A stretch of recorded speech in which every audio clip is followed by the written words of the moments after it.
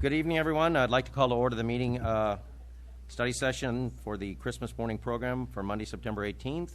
We're starting at 5:30 p.m. And Mr. Domer, roll call, please. Thank you. Councilmember Kashavagita? Here, sir. Councilmember Crosby? Here. Councilmember Johnson? Here. Mayor Pro Tem Lau? Present. Mayor Hepburn? Present.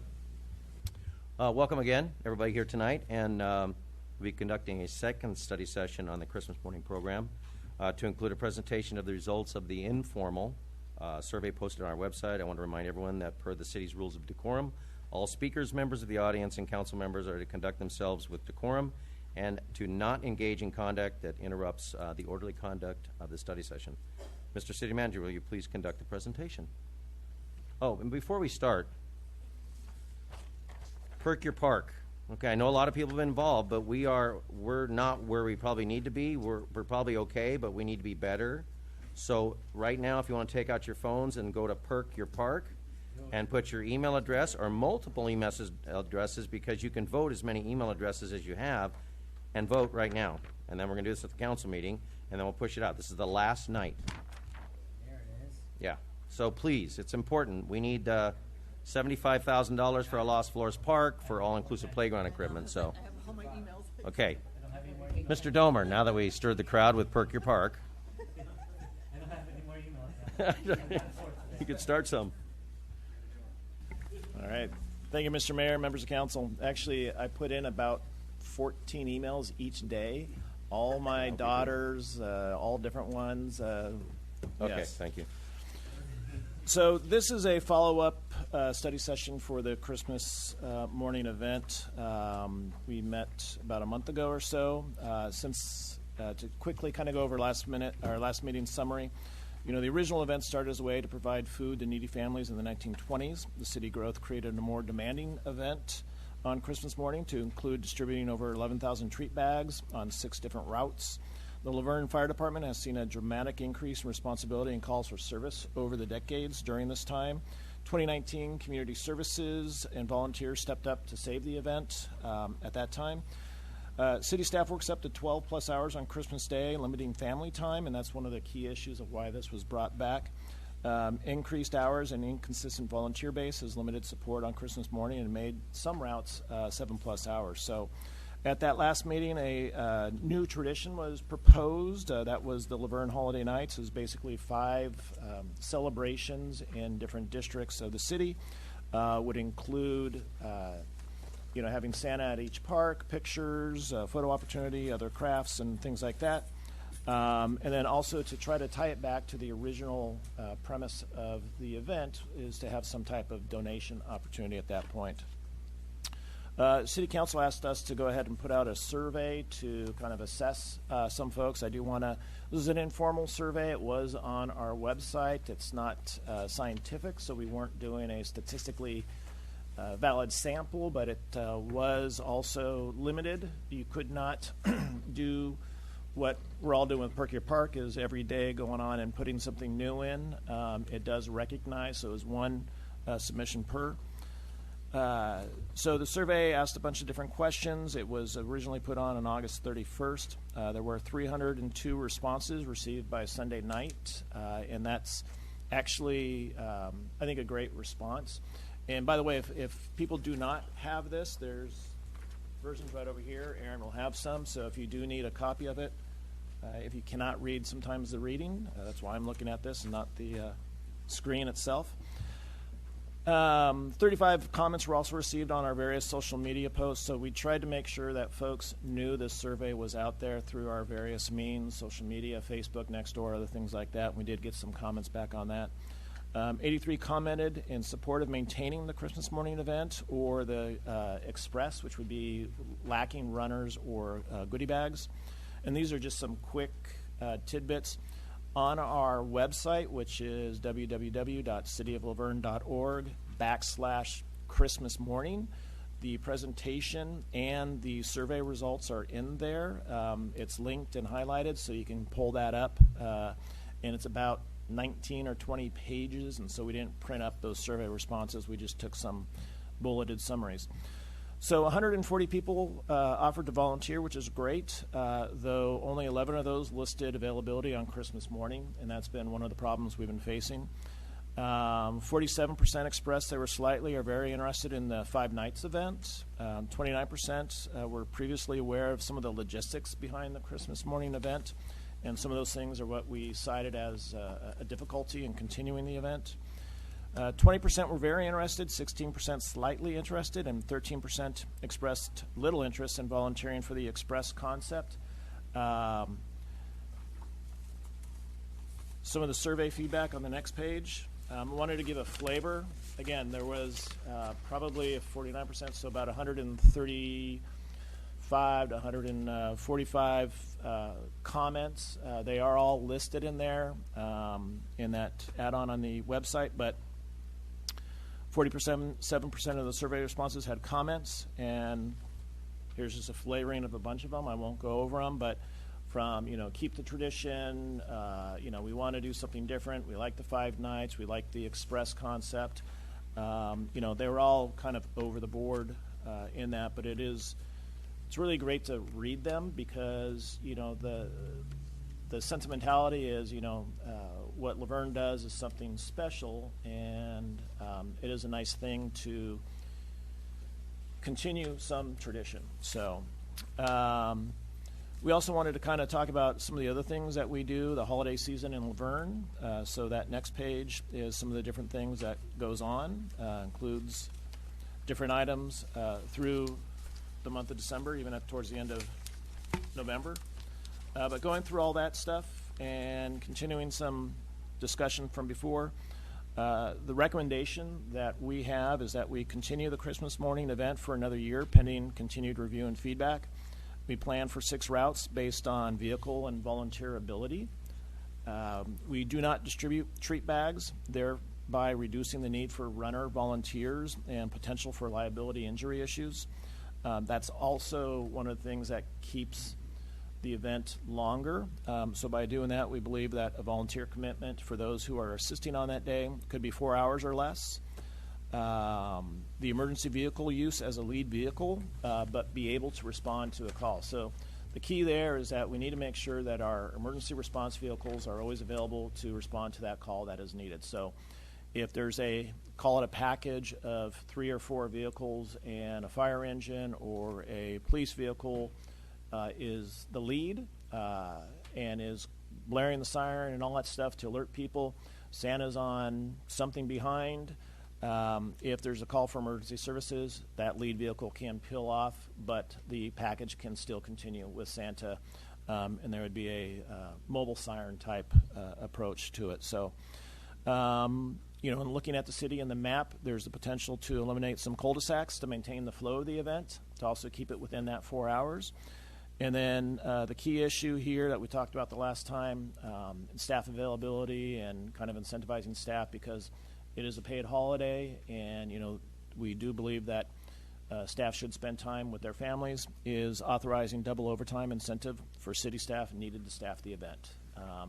And we believe that under the concept as proposed, it would reduce that amount of time. And again, what I'm trying to avoid is having staff members here who are present on staff and in the city away from their family for about 12 hours or so. And with that, Mr. Mayor, leave it to any questions. I do have Chief of Police, Community Services Director available for any direct comments. I was giving them the night off because they pulled the lion's share the last time, but staff is here to answer any questions. And I do know that there's a lot of public input also. Council, any comments or questions for staff before we go to public comment? One question, Mayor. Yes, sir. Thank you. Can question in regards to paying the double overtime message? That is for. Oh my God. I'm sorry. Got my indoor army voice. How's that better? Oh. Okay. Is that when you're paying double overtime? We're including police, fire, and everybody that works that day, or is it just for the city community? So technically, if you're on duty, Yes. you're already covered under MOU. This would be people who have a holiday pay and Sure. are technically off and supposed to be with their family, but we need them here. So I just did did your mistake. No problem, no problem. So it would be to, incentivize that staffing that we need. But again, under the concept, we believe we can minimize that staffing greatly. Under how we've operated in the past, there'd be a lot more staffing required. That is the one item, if council kind of provides direction that this is the way they want to go for this year, that's the one item we'd have to come back for a direct resolution or something to kind of authorize that double overtime. Thank you. Ken, with this recommendation that you have, would there be a need for any runners? No, that's the concept. So the issue of runners is the volunteer base, and then also the liability issue. So we had no candy, no runners. So, Yeah, I think residents want to see Santa. Obviously, we would have a Santa Claus with each group that goes out, but we wouldn't have to have the runners. There's no bags. correct, yeah. And there were some comments to that they appreciated the goodies. They didn't necessarily need them. It was really seeing Santa and hearing the commotion, and again, the kind of the signal that on that day it's time to go out and be with your neighbors and carry on the tradition of Christmas that morning. So, Council, any other questions? No? Just one real quick one. This will provide us with, we're going to use outside resources and our own resources. What's the plan for that as far as fire trucks? Obviously, the Santas are not going to be an issue because that's never been an issue. But as far as resources, fire trucks, sirens, and then backup support.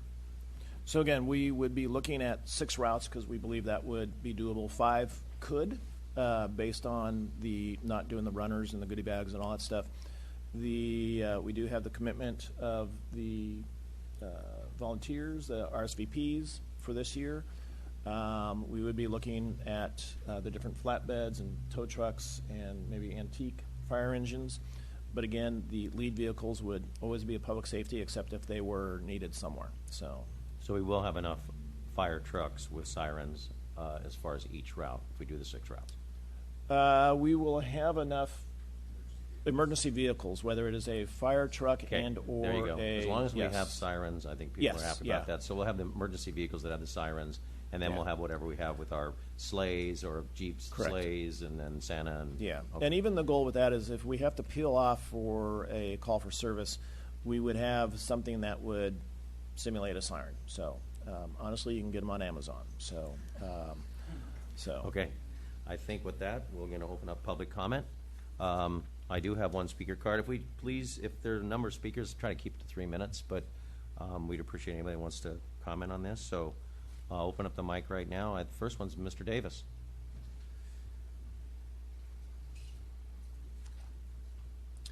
Thank you very much, Honorable Mayor and Honorable City Council and staff. I come to you this evening with a simple request. I emailed you some information before the weekend so you'd have something to read should you choose. I also handed out a piece of paper with a little more information. My request this evening on behalf of Santa's Helpers LV is that you direct the city manager and staff to allow us to make a formal presentation upon which you'd be able to take action, either a yay or a nay, for our proposal. It is largely a turnkey proposal, meaning that it wouldn't require any city staff to be working it. It would be based on volunteers and experience that we had last year with the high school, with the athletic program that worked well. This actually moves it beyond that to where we're actually asking each high school student for 1 year to give 4 hours. We'd like to increase the number of routes from 6 to 15 to keep it under 4 hours. And we do think that while many people don't care for treats, there are some kids that are very impressionable that like the treats, because Santa without treats is like an empty sack. When I was a kid, I know that treats meant a lot to me. I know I want to keep it short, but on this piece of paper, and I'll email it to you, so if anybody in the city or in the audience would like to see the letter that I sent, hopefully they may have shared it already, but if you haven't received them yet, please email your council member, and they will have electronic versions that they can send you, or I'll make sure the city clerk and staff have copies of these electronically as well. This paper one, the one that says Santa's Helpers LV with the tradition, and at the very end, the volunteers who complete it get a little T-shirt with the year on it and with the year of this will be the 99th year. So they'll have a holiday tradition, Laverne, California, since 1925, 2023, Santa's Helper, 99th year, and then it'll be the 100th year and so on. So I urge you to encourage your city manager to hold a special session or a regular session. We'd like to have it done no later than October 1st, but if we could have it next Wednesday or Tuesday, the 26th of September, that'll give us 90 days to get this thing done. It would require an allocation of approximately $100,000 for the first year. Annual running costs will be about $20,000. We will be getting liability insurance to cover the city and the high school, but we want to make this a tradition that not only supports our community and continues that sort of Whoville atmosphere of kids getting gifts and then the people all being out on the streets seeing Santa and then visiting with each other as they've done for nearly 100 years so far. Thank you very much. And I forgot to mention previous council member Muir Davis. Thank you very much. Thank you for your service. Thank you. Anyone else wish to speak on this item?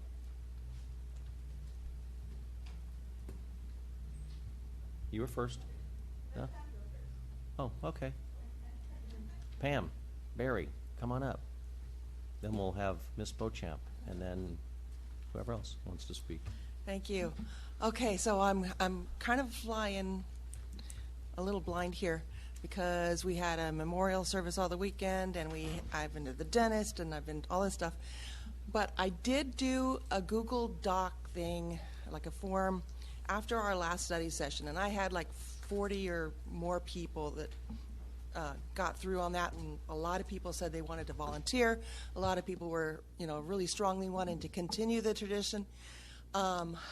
I didn't know that this was going to be tonight until like last night, and I think some more people signed up, but I haven't been able to check my computer to see more. But there are a lot of people who wanted to help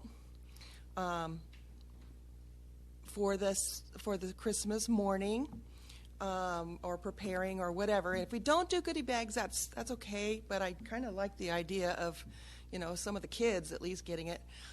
There's one problem with what you put up there for the recommendations. The cul-de-sacs. I live on a cul-de-sac. How many cul-de-sacs are there in Laverne, and how many people are going to get skipped? I think there's a lot, especially with the freeway. I think, especially if I go back and check, there's probably a lot of people that would help. And if there was a way that I'd like to coordinate, okay? You have your survey. I have some stuff.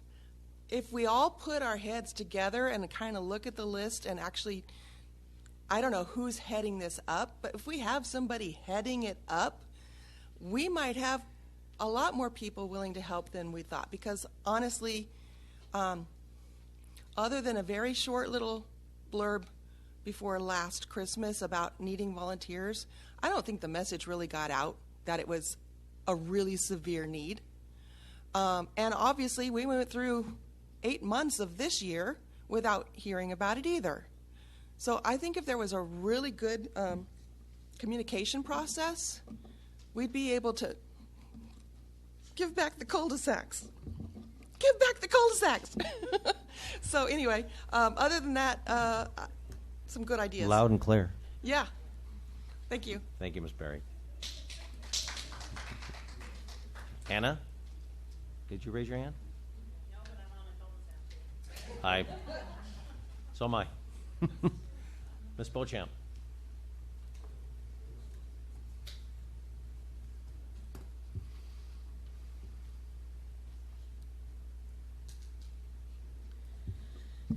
Good evening, Mayor, Mayor Pro Tem, and council members and staff. Thank you for taking the time to have this study session to begin with. We've taken baby steps since district voting, so we're actually informing the residents of what's going on in the city. So I do appreciate you doing this. However, I agree with Pam that there has not been enough. I know that link that the city provided some people were saying that the link didn't work, or when they started filling out the questions that it would freeze, and there were some technical issues, and so their answers may have not been accepted or provided, and so they don't have a voice. There are many residents here who are not on social media, so they would have no say in this matter. So again, I think, something simple as the electronic tickers in the city, or some message in the water bill, or some other kind of notification where people would see it somewhere in the city, a banner or on the sign or in their bill, that they pay more close attention to. I have to say that it's funny. I'm actually agreeing with former council member Mr. Davis. I agree that they need to have goodie bags for at least the children. The adults, not so much. But, I don't know if there's a way to calculate how many bags you would need just for children. But that is, it's the present from Santa. Whether it's an apple or fruit or whatever is in the bag, candy, it's a gift from Santa. And it does have a lot of meaning. There are some people who aren't, well off, and some of the kids don't really get a lot of gifts. And so that one little bag from Santa could make or break their Christmas. And so I really wish there was a way that we could facilitate that. And I think with Pam's form that she created, I want to say it was like close to 100 people that signed up that were willing to give part of their day to make sure that this tradition continues on. And I, too, am willing to be one of those people. So I really wish that you guys would consider that. Thank you. Thank you, Ms. Beauchamp. Marlou Faustini, please. Hi, Mayor, Council people, City Manager. My name is Marlou Faustini. I have been a resident for 42 years in this beautiful city. I love the tradition of Christmas morning. It has been wonderful. The last 4 years I've been on the committee to help promote it and keep it going. I don't know how the fire department has done it for all these years, because it is a horrendous task. I have to say, our RSVPs have given up their holidays, their Christmas, for the last 4 years. They are Santas, and they are the drivers that drive these cars that have the sirens. My husband is one of them that has driven for the last 4 years, which means we don't get a Christmas. And we haven't. And I know, get emotional, several of our people feel an obligation to help keep this going. But I think that they are only doing it because they feel the obligation, and I think some of them are getting tired of doing it. So I know a lot of people are saying that they are willing to come and help on Christmas, but I know from talking to the staff, if they are not qualified to drive these vehicles, they won't have the sirens. So I don't know how they're going to make that work. The same thing with the city vehicles. We need people that are specifically allowed to drive those type of vehicles. So it's wonderful saying, hey, I'll volunteer, but actually losing your Christmas is hard, because we have great-grandchildren now that we'd like to see open their presents, and we don't get to see that.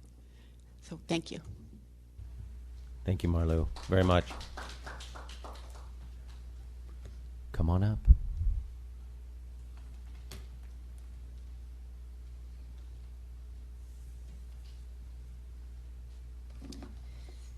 I'm Sherry Best, representing myself and not any organization in my comments. I looked at the handout that we had to look at, and I was struck by the number of people who responded to the survey who said they'd like to help and how many could help on Christmas. 300 and some who wanted to help, 11 said they would help on Christmas Day. I think that tells its own story, and so that's important to remember. I also know how much effort goes in from the staff to try to recruit people And when I took a look at the other proposal by Mr. Davis and the initial startup costs, it occurred to me that it might be very interesting to see how much double overtime that it would cost city employees and how much man hours of time it takes for city staff to try to get this project off the ground, how far that would go to maybe defraying some of the costs for a 501c3 that would be independent of the city and independent of staff and their time. I mean, those are real numbers, and I think it might be very interesting to do that calculation, because at first I was a little taken aback by that startup cost, and then I said, well, on the other hand, if we're paying a number of staff double overtime, plus what it takes to try to corral all these volunteers, you know, time is money. And we might find out that this is a cost-effective presentation that is being proposed by Mr. Davis. I also was very struck in the presentation, the handout, by all the other activities that happen in the month of December. And staff is obligated to a number of activities in December.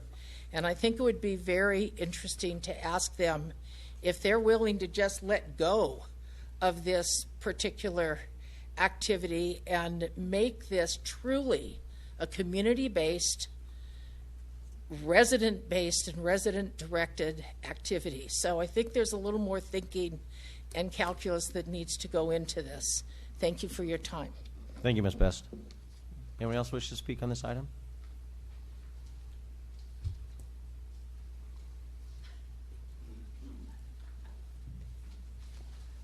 Good evening, Patty Latterell, and I have been a resident of Laverne for 42 years as well.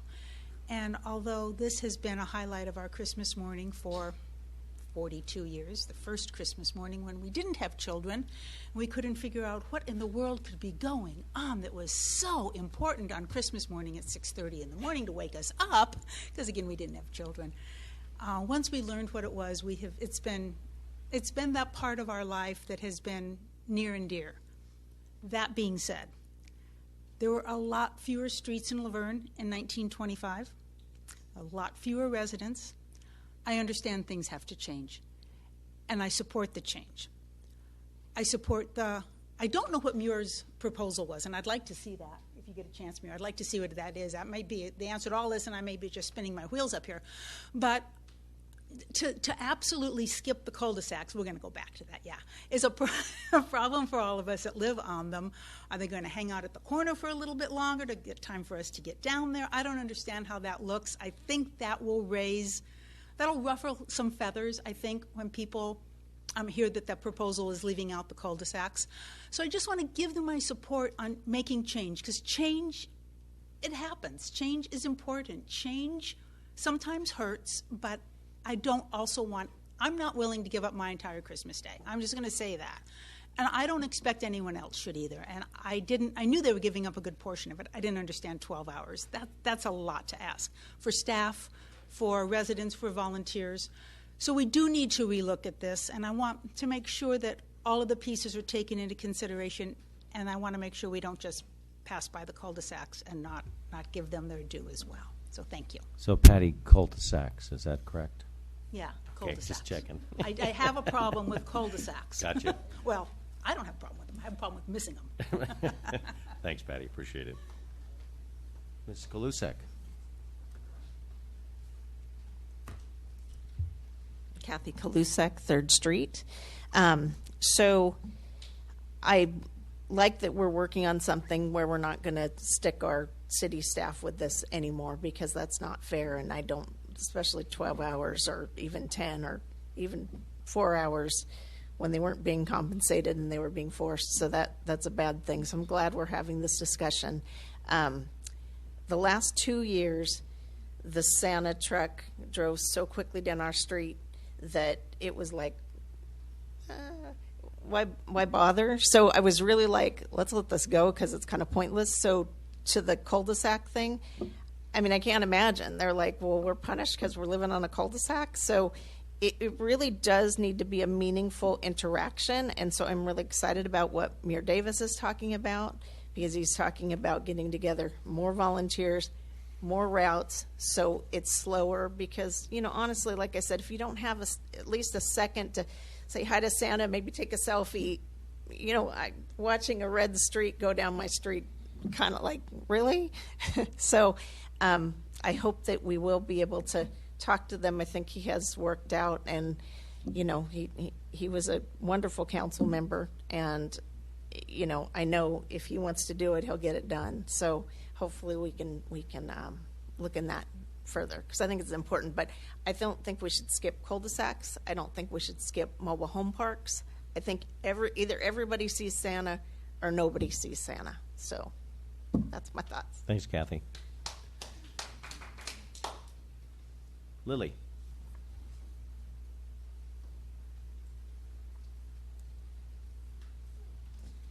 Good afternoon, Honorable Council Member and City Manager. I'm so appreciate we have second chance to really talk about this Christmas event, because that's so important. I'm running some social media account, and then I really receive so many messages, and then people talk about it, even think about who will think about to cancel or change this tradition. Because when you Google or even Wikipedia will talk about Laverne, this small little city charming, have a 4th of July, have a Christmas morning, you know, fire truck. Today I drive through the fire department, look at the picture, Nero, it's fire truck. It's the Christmas Santa on the wall there. That is fire department. I feel like this is the part of the job, even the volunteer base, but it's so well known because the Christmas morning event. So I'm so glad we will really finding a solution to continue, because I would be very sad if it's seen changed by some kind of fire location. We could still do stuff fire location, but this one we will continue no matter what, because I really like the recommendation, the proposal. I would love to see, and then I would love the part of this, because even my husband, yeah, we could do volunteer, we could give back, right? So because I remember, I'm Lily Brenner, okay, so I live here 18 years, because I remember at that time, first Christmas, I'm pregnant. So what we should do? And then wait for the truck. Okay, what is that? And then every single year, my son, my kids just so happy, run outside and then see the fire truck, get goodie bag, and say hi to all the neighbors, exchange gift. That's our culture on that Old Town Street, right? Because I received so many complaints when I started to volunteer. Okay, people, how come we couldn't see, right? The same problem. That's because that's the lack of volunteer. So we definitely will have solution, because if everybody know this 98 years close to 100 years tradition will be possible, stop or cancel or change or limited because lack of volunteer. I would love to volunteer to do the promotion for long-term on my page for all the social media. Long-term sign-up commitment for our whole family. Morning, afternoon, 2 family switch. Why not? Sign up early, commitment, sign your name, okay, and get your certificate after you finish, right? They will treat us like honor. At least I know me or some other people will love to do that to keep this tradition going. So just please find the solution. I know it's very difficult for the staff or fire department. They have to sacrifice the time for family, because some of them, they're not living in Laverne. But Laverne resident who lived 18 years, 42 years, so many, they will have to think about disappear. My grandkids, they couldn't really wait for the Santa just like we have. Because what makes Laverne special is the volume is a brand. Well known because this is very significant. How many cities they envy us because they don't really have that history. Laverne used to call Losberg, right? So when you search it, Pomona, yes, old city. Kalimo, maybe well known because the university. San Dimas, something else. Glendora, tree, whatever. But Laverne, because very well known because this history, definitely. Search history, go to Wikipedia. So I'm just thinking in the future for the long term, no one will complain. I would love to have like a community non-profit organization running that. I would love to be part of this. Even go commercial. I would like to sell the T-shirt. 4 T-shirts for my family, 4 T-shirts, 10 T-shirts for the mom's group. Everybody would love to do that. So we will find a way, right? Just never think about to cancel this tradition because lack of volunteer. We could pay for overtime if they have to do it, some stuff, right? We could pay overtime, or If they love to volunteer, good. If they don't, we couldn't force them. They could finish all the schedule before the holiday and then put different spot. Who do this, who do that. See? A lot of solution. So I'm just so glad we have this opportunity to negotiate that, because the people talk to me or message me, we couldn't really think about it. We were thinking about to cancel. It's that concept. Okay? So I'm so appreciate this topic continue. Let's keep it going and even better, more well-known. Thank you. Thank you, Lily. Anyone else wish to speak on this item? Yes, you. Ms. Fisher? Hi there. I'm Denise Fisher. I live on Amherst, and in my neighborhood alone, we have 14 cul-de-sacs. I know, Patty, everybody's going about the cul-de-sacs, but there's 14 in my neighborhood alone. So that would be leaving out the majority of my whole entire neighborhood. Secondly, has it been proposed at all to maybe change the time of this event, to maybe start doing it like at noon or 1 rather than in the morning, and that way people can still be with their families early in the morning, which is generally when you're opening presents, and then maybe do this in the afternoon rather than so early. Maybe that would help things out. And I really think that's all I had to say. I just really wanted to mention about the amount of cul-de-sacs, and I'm sure my neighborhood is not the only one in Laverne, because there's so many within our whole entire city. But maybe a thought of just starting the event a little later. That might help. All right, Thanks, Ms. Fisher. Anyone else? Anybody online? No. With that, we're going to close public comment and bring it up to council. We're not voting on this at all. This is just for direction for the city management to review and see what we're going to be moving forward with. But Correct, yeah, based on the Mr. Dormer? direction and based on anything, if there's something we need to bring back to the city council, then we will go ahead and do that on an actionable item. Council, comments? I know it's been made clear about cul-de-sac, so that's pretty much not, because I have a cul-de-sac too, but which, Councilmember Crosby, go ahead. I live in a cul-de-sac. Yeah, join the club. But I just want to say, first of all, I want to thank city staff. And Mary Lou coming up and speaking about the burden it's been put on RSVP. I know the last 4 years I've taken that burden on myself. I know that getting there by 6:15 in the morning and then not getting home till 3:30 and then having to go to sleep because I was exhausted that time too. And the driving the cars is very important. Note, if we're going to use city vehicles, we have to have the sirens or have the things. We have to have the correct people that have been trained and to use them. And I know this year the proposal to get RSVPs was very difficult in itself and insert people for this year. So I really do appreciate everyone coming and talking about how important Christmas morning is, because it is very important.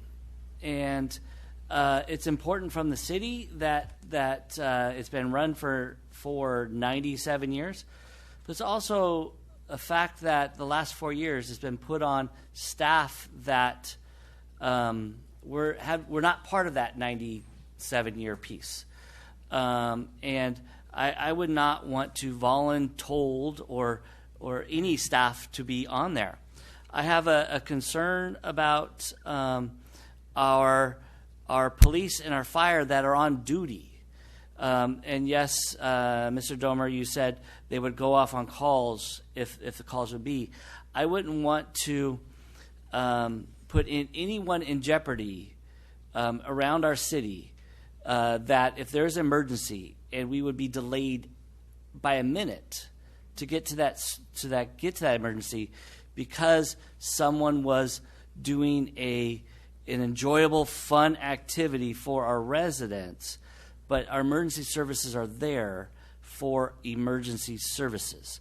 So if we pull someone Station 3 off to be on the route and stuff like that, then we put residents in jeopardy. And I believe that we would maybe possibly have a liability issue if a resident, something happens to a resident, knowing and we didn't get there in time because they were on a great activity, but not for our emergency services. And so that's another concerning effort for me. I know the comments on social media have been, we're canceling Christmas. The city staff direction from before was not anything about canceling Christmas, was just moving it to a different day and doing actually more. Ms. Best, thank you so much for really pointing out how much activities they actually do during during December. But the original proposal was trying to add even more things to the city staff, but they were well more interested in doing it because they would be home. And the piece that Peg, I've been part of this community for 18 years, but I remember with me and my dad playing golf on Christmas morning when I was 18, hearing the sirens going off and going, wow, what a great community. And it was a great thing that happens. But I never thought about those families not being home if they needed or wanted to be there. And the voluntold, I know you guys have worked every Christmas that I've been there and really helping out the piece. I know we're still trying to move forward to have something this year. I would say, hey, we can try to extend it a little bit to run the cul-de-sacs. Don't run through them extremely fast. If we're not running runners around, then having at least trying to go by and go slow. I'll still wave and be slow and be there with them too. But it's just, I'm very concerned about any of our emergency services taken out of commission and worried about liability for our people. And then also about not having our staff and the liability of running cars or running things in a parade route through the city without direction from our staff, which then would put more staff out there again. So there's a lot still out here. I know so many people give up so much time and really appreciate the effort and doing that. I just have a lot of concerns, and so those are my directions. It's really difficult to be able to keep running. Thank you, Councilmember Garland. Councilmember Cash. Well, thank you, Mayor. Thank you, everybody that came here today. Being in the Army, one thing that we do, and I always go back to that because that's what I love the most, is tradition. And we never break tradition. And being here since 1982 as a kid, I love the tradition of this city, and I'm not going to change that. So we got to figure out a way, what we need to do to make this work for everybody, right? I understand with the issue with passing out the candies and doing that. Okay, the money that we spend for that, what I'd like to see is take some of that money and let's give back to the community. Because when we were feeding the seniors, and I saw their faces over in our community center, you know what I mean? I know we could do more, and I'd like to see that money be given to feed the poor. And let's not get away from what the spirit of Christmas is, and that's helping people. Okay? Let's not get away from that. Let's get back to it. I've been going for the last 4 years religiously, and I really enjoy it. And I enjoy seeing the people's faces. I enjoy seeing the kids come out and seeing Santa. All right? I understand you may bring up a great point, you know, with the emergency vehicles that's going out there. Does it really have to be a fire truck? I mean, some of the fire trucks that were donated, I mean, not donated, forgive me, that was there that day was a non-City of Laverne fire truck, which was great. And thank you for the gentleman who brought that fire truck in. And maybe we could bring in another historic vehicle, bringing something other than utilizing maybe an ambulance or something else. And you know what? And seeing the volunteers there and not being able to pass out the candies, at least give us an opportunity to, you know, increase the routes and having more routes going. Obviously the cul-de-sacs, because you know what? You pay your city taxes, you're going to see Santa one way or another. And you live in a cul-de-sac, you live in a mobile home park, you live anywhere else in Laverne, and you live in Laverne, you're going to see Santa, okay? And that's pretty much what I have. But let's get back to it. But I was looking at here, we have 98 days till Christmas. Wow. Please. Where does time go? Stop reminding us. Yeah, 98. Well, it's on Costco. If you like to go to Costco right now, they got some. So I There's already gauge how close Christmas Christmas stores are. opened Yeah, up, so absolutely. please. So I don't want to take too much longer, but that's where I stand. And when you join the city, these are some of the things that we do, and these are the traditions that we have, and that we're going to continue them the best way we can. Let's just figure out a plan, right? There's no a way, or the way. There could be a way. Thank you. That's all I have, Mayor. Thank you. Councilmember Cash. Councilmember Johnson. I mean, there's a lot of tradition in this event. My grandfather was very much for this event. He pushed all the volunteer firemen to be involved in this. But those days are gone. We no longer have a volunteer fire department. This is a paid staff, and that's a lot more money and a lot more resources that the city's putting out every year for this event. And that's unsustainable. But I do like the idea of a Christmas light, where Santa Claus is up and down every street, including the cul-de-sacs, in a vehicle that can maneuver within a cul-de-sac. I don't think we need to have necessarily a fire truck doing that, but I think it's important that there's a presence there with Santa, that everybody sees Santa, maybe not stopping to socialize like we would like, but I think it's an important tradition to continue. So Christmas light, I like that idea. Thank you, Councilmember Johnson. Mayor Pro Tem Lau. First of all, I just want to again thank staff for the work on this and for the work that's been exhibited over the last 4 years. I know it's been really difficult. I also want to thank the community for providing their various perspectives. And I think that in these discussions, I think that hopefully we'll get to some sort of resolution or solution about it.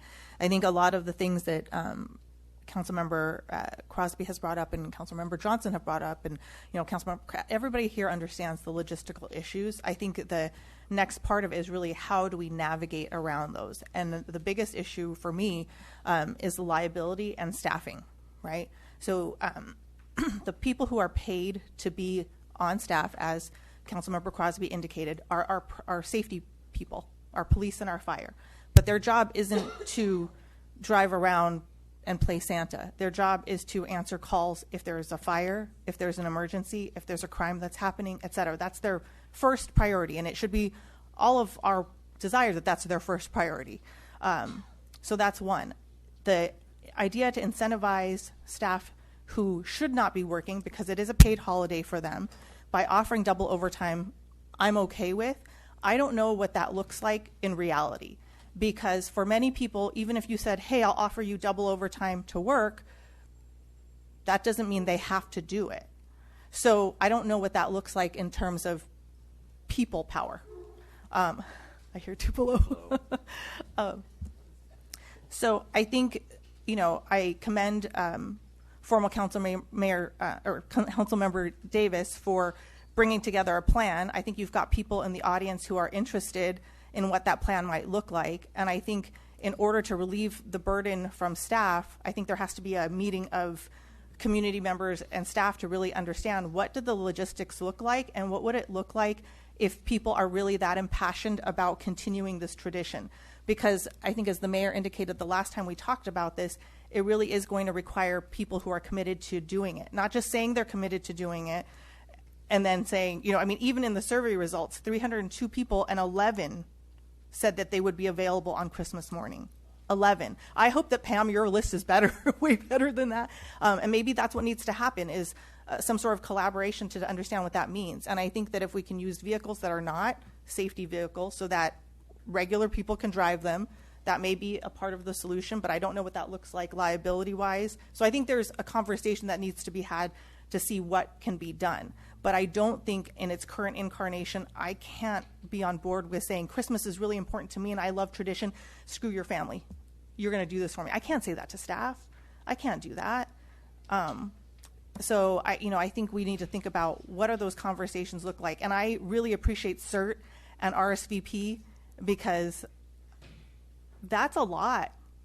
It's a lot. And I think this year, 6 and 4, I think was what it was, from certain RSVP were the respective volunteers.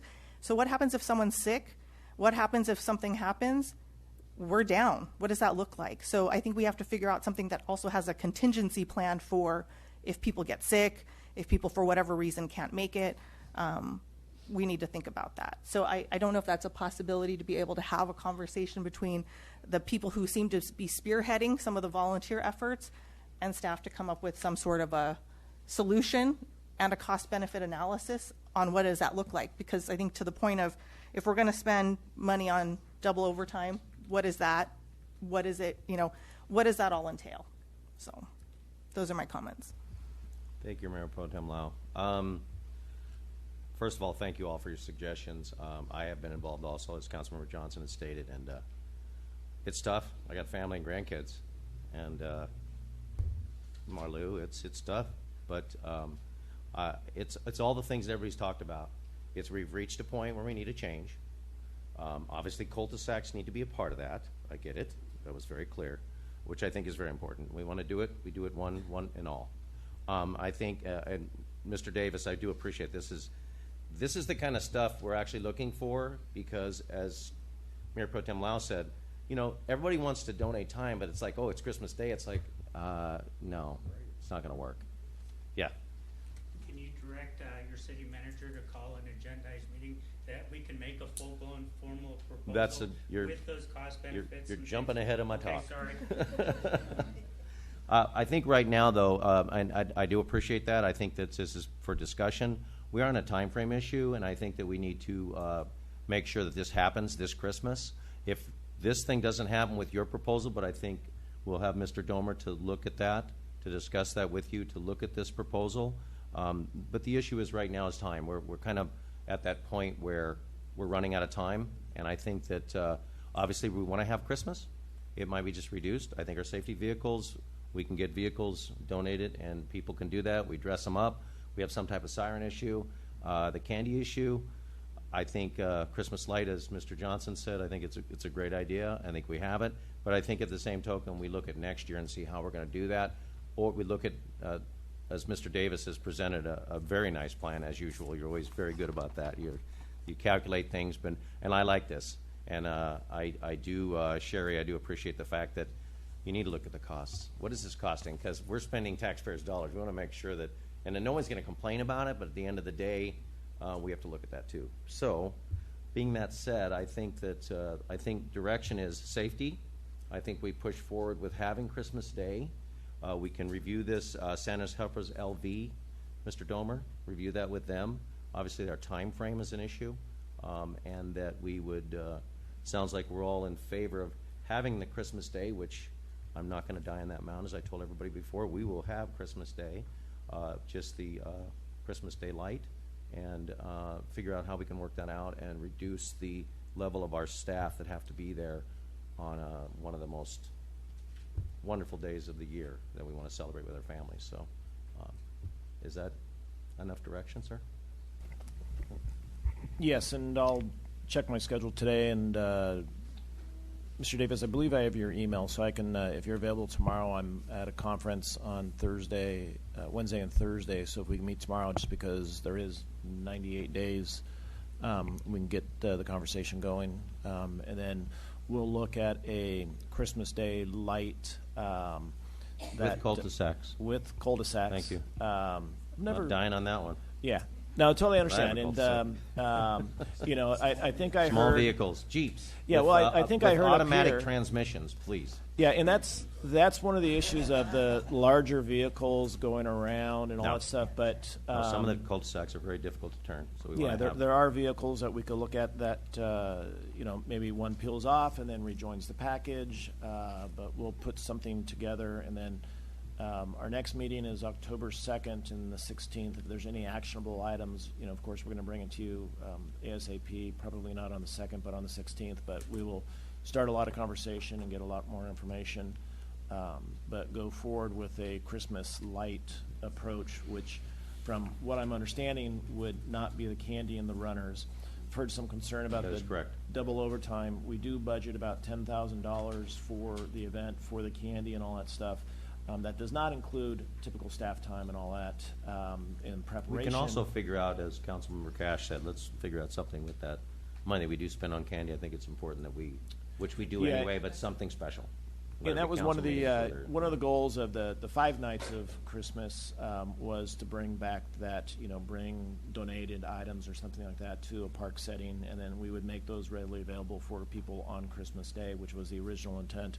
On the double overtime and just doing rough calculations, if it's mostly community services and public works staff at that point, then it would be under $4,000, and that's like having 10 staff members, which I think is a lot of staff that would handle that type of event. But we'll flesh those numbers out a little bit more so. I just want to point out, I know the big emphasis on cul-de-sacs. We need to look at our mobile home parks too. Because Oh, absolutely. Just want to make sure. Absolutely. Yeah, absolutely. Absolutely. But I think the small vehicles is, that way we can move around a little quicker, safely, come through the cul-de-sacs, come out, and go through and hit all of our neighborhoods like we normally do. So. We have like a dedicated Santa for for our mobile home parks that we have here in Laverne. That maybe figure just that special route for the mobile home parks. So that way when they're done with one, they can go to another one without. You can get a logistics person that can also answer that. So Make it work. Santa Cash in his Hummer? I'm down. I don't know the way I'll they get you a red Hummer somewhere. The way they design the mobile home parks, they may never get out of there. That's okay. I'll get an electric golf cart. Okay. We have We're good. direction? I'll do it. Thank you again. Mr. Davis, thank you very much. Thank you all for your comments and suggestions. This is how we work this out. We work as a community, totally transparent. So we're going to make this happen one way or another, and as we move forward, we may be able to modify it and do it with our residents, as like we're talking about. So thank you all. We're going to recess now. We're going to recess to our city council meeting at 6:30. Actually, we're going to take a 4-minute break, and we're going to reconvene in about 5 minutes.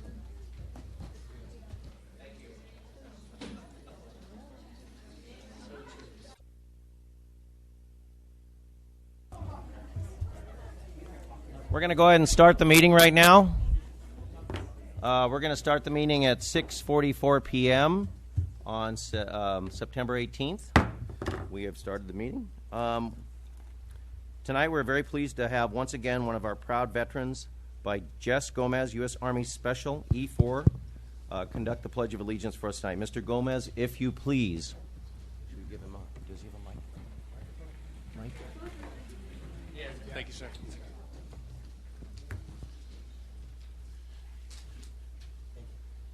Make Good evening.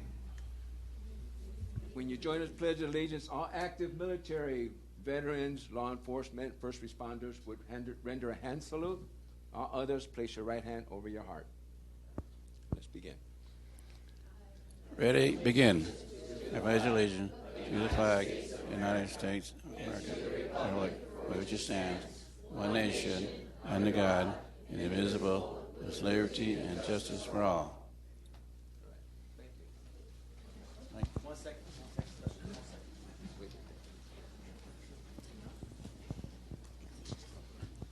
Good evening, everybody. You don't need that.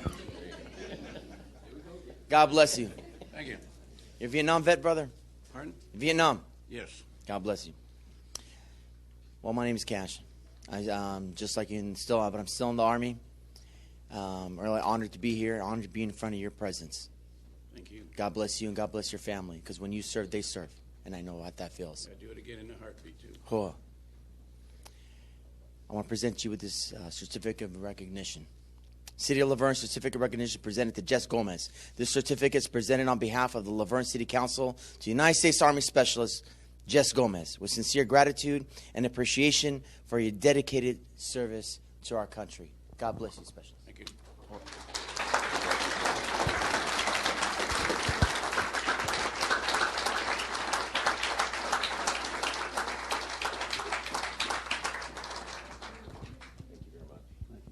Thank you, Commander.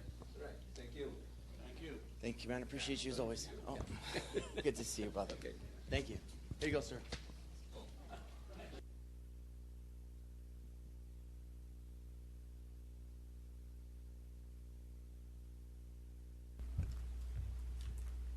We're going to make you sit for 2 hours. Not really. Just kidding.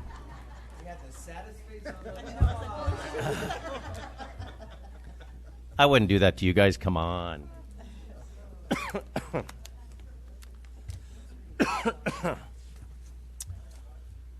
Roll call, Mr. Domer. Thank you, Mr. Mayor. So, Councilmember Crosby? Here. Councilmember Castrovigito? Here, sir. Councilmember Johnson? Here.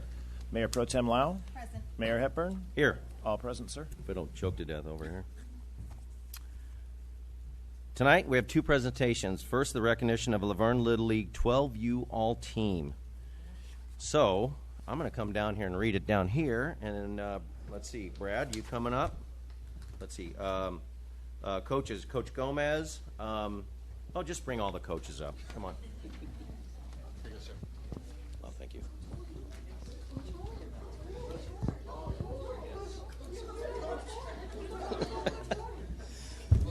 Okay, which one of you wants the mic? You want to do it? Oh, come on. Okay, here's the stats. And this is a round of applause for these kids. We've got some amazing children in this. Now a round of applause for the families that bring them where they need to go. And all the sleepovers and pizza and food that they feed them over when they stay the nights. Okay, now it's about you guys. Laverne Little League 12U All-Star Team won the Little League District 20 and Section 3 tournaments, going undefeated heading into the California State Tournament. The team went 2-2 in the state tournament, beating Del Mar and Aliso Viejo, only losing 2 games the entire all-star season to 2 great teams, the Little League World Champions El Segundo and Sherman Oaks, who were the second. Very important here, I got to turn the page. Ranked team in the United States. That's huge. Another round of applause. That's amazing.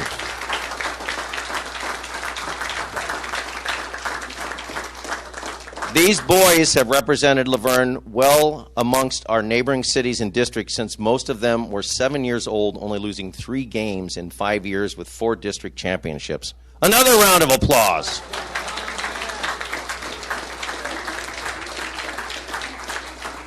Our 12U Little League All-Stars were recently ranked by the Little League Baseball International Tournament as the number 4 team in California and number 18 team in the United States.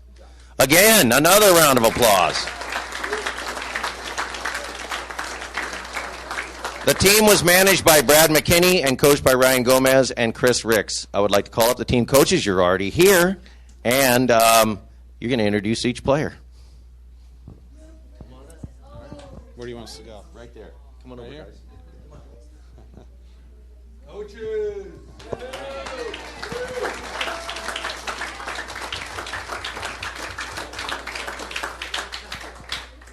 All right, real quick before I call the kids up, I just want to thank Mayor, City Council, staff for recognizing these boys and Laverne Little League. To kind of piggyback on what the Mayor had said, there's about 6,500 Little League teams in the United States, and Laverne was number 18. So it's pretty cool what they did this year.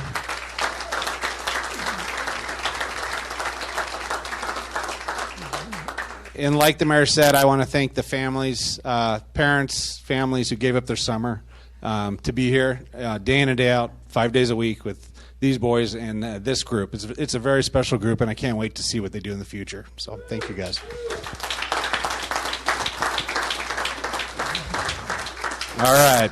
I'll bring you guys on up. First one up, Noah Gomez.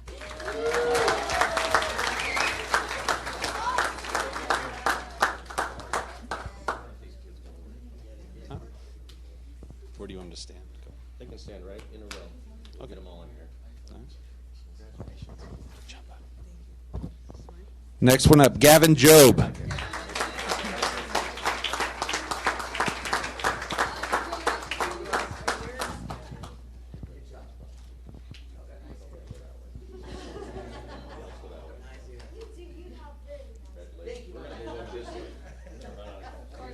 Go get it.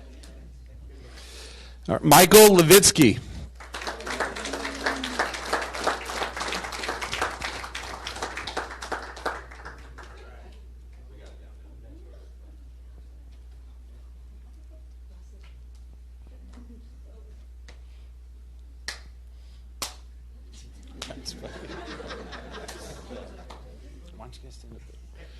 Next one, Gaetano Miranda.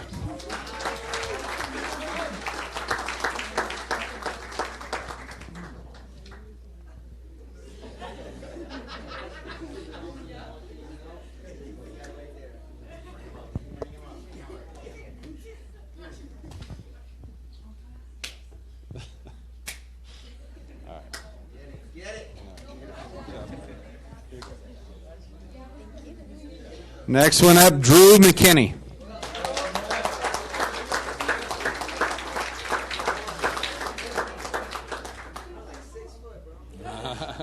You should have seen the El Segundo play.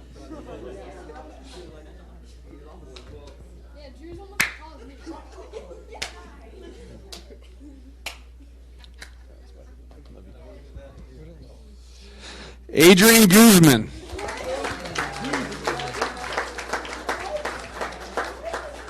Hey, boys. Oh. Huh? Just stand up here, okay? We'll take a picture in a second.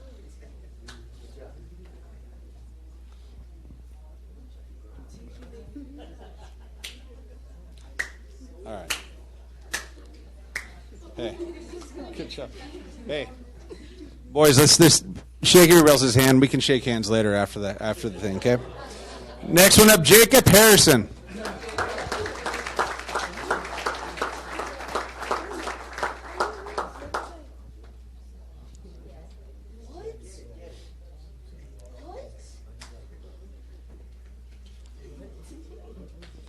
Come here. Hey, no more handshake. Here you go, Jacob. Matt Kraus.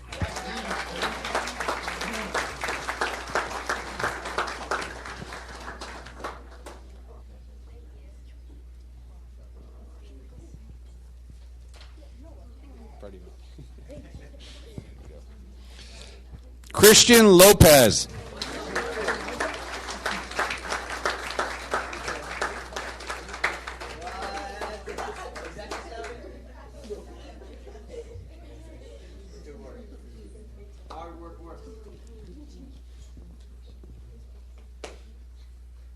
Congratulations, buddy. Christian. Bobby Ricks.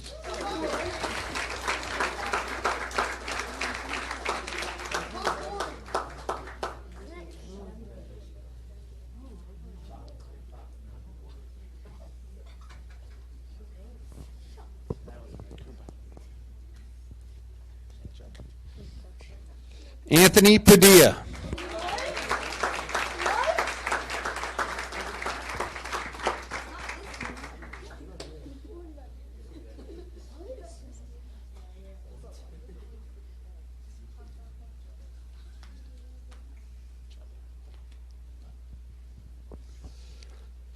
Assistant coach Austin Horn.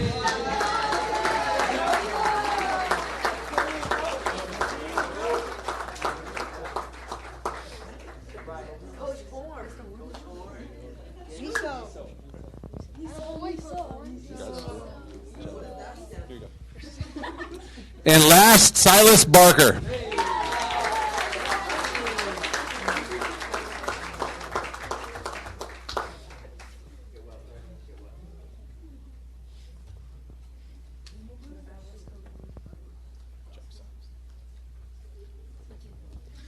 And that rounds out the team. If you want to, can we get a picture? Can we get everybody in for a picture somehow?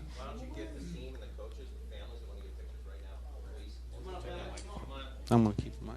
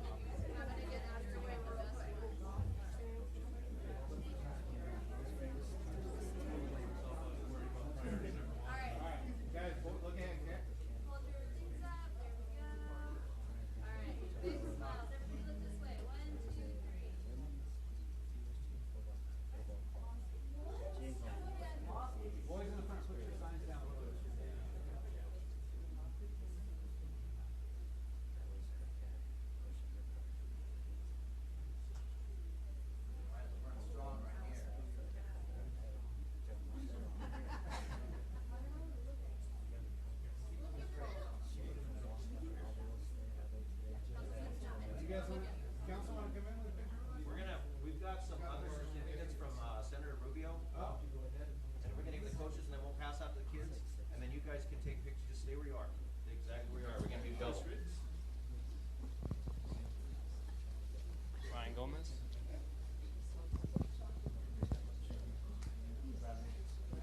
Thank you. Why don't you guys we'll pass them out as soon as you go ahead and speak. Thank you.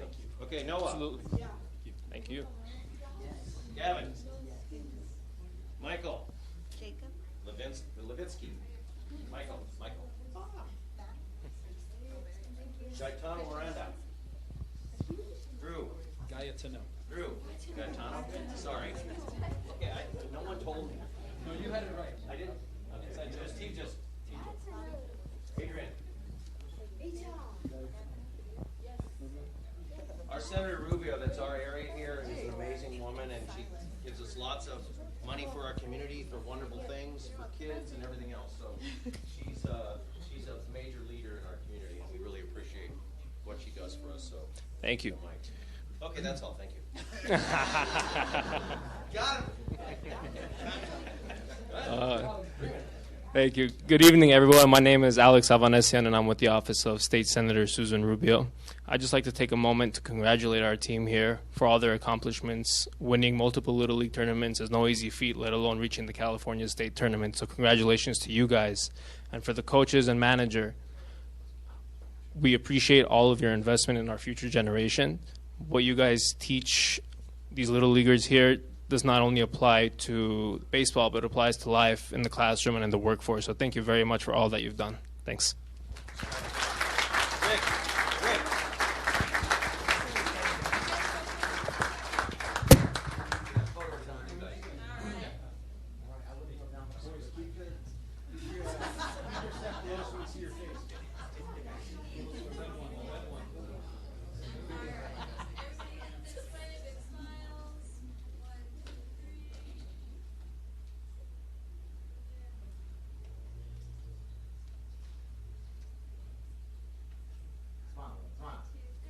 There you go. Funny. Everybody get your pictures? You want the kids again, just without us? You want them to be good? Good job. One more round, come on.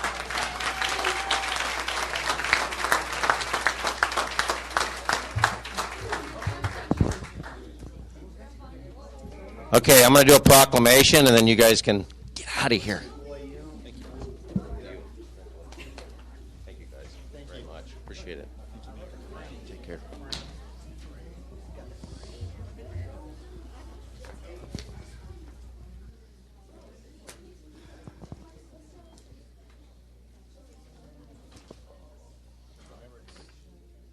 I know.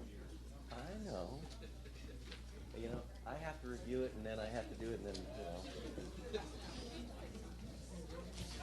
Our second presentation tonight. Oh, I saw her leave. Wait. Bye. We're going to follow you. Oh. Our second presentation is a proclamation declaring this month of September 2023 as National Preparedness Month. And as our special guest tonight, we have Risk Reduction Specialist Lonnie Shipman, our special guest Sparky. Please join us. Is Sparky ready? Or are you going to do it after? Or is that?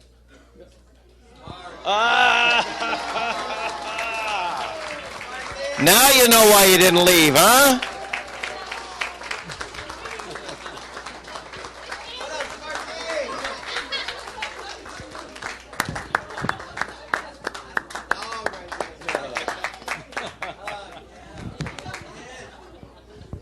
Who said we're not cool? We are cool here in Laverne. Sparky will be receiving this from the city of Laverne. I haven't seen you too many times, Sparky. I really like this. Whereas during National Preparedness Month, we honor our first responders who run toward disaster at a moment's notice. And whereas investing in the preparedness of ourselves, our families, businesses, and communities can reduce fatalities and economic devastation in our communities, in our nation, and whereas the United States Department of Homeland Security's 2023 theme, Take Control in 1, 2, 3, identifies the importance of informing residents, specifically older adults, on how to prepare for disasters. And whereas the City of Laverne continues to prioritize effective planning to prepare for potential emergencies, including the creation of the Community Risk Reduction Specialist position and the Local Hazard Mitigation Plan. And whereas all residents are urged to plan ahead for disasters and encourage family and friends to do so by visiting ready.gov. Now be it proclaimed by the City of Laverne that the month of September 2023 be recognized as National Preparedness Month. And the City Council encouraged residents and staff to prioritize the development and update of emergency plans and to work together towards creating a more prepared community. Dated this 18th day of September 2023, myself, Mayor. Thank you very much, Sparky. This is for you. Sparky, can you take this out? Council, come on down. Come on. Backflip, Sparky.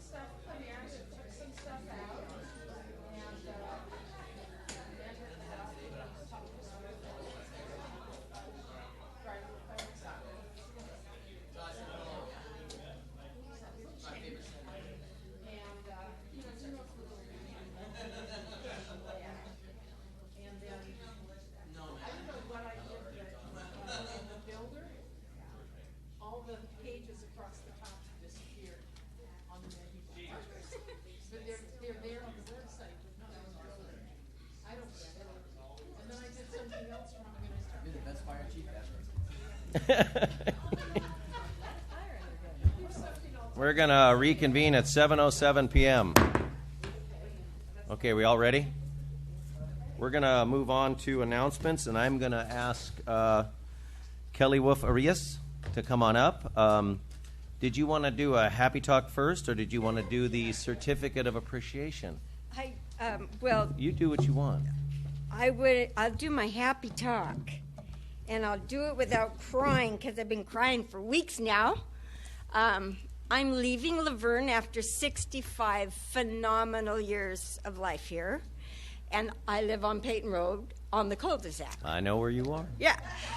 And I just wanted to share, I was sitting here thinking about some fun facts, and I don't know how many of you ever saw the circus that used to come through town that was in Las Flores Park behind my house. I used to watch the elephants raise the tent, actually doing the work, and I'd go over there and help clean up the horses and stuff for the show. The other thing, believe it or not, when I moved here at 2 years old, there was not a building north of Foothill.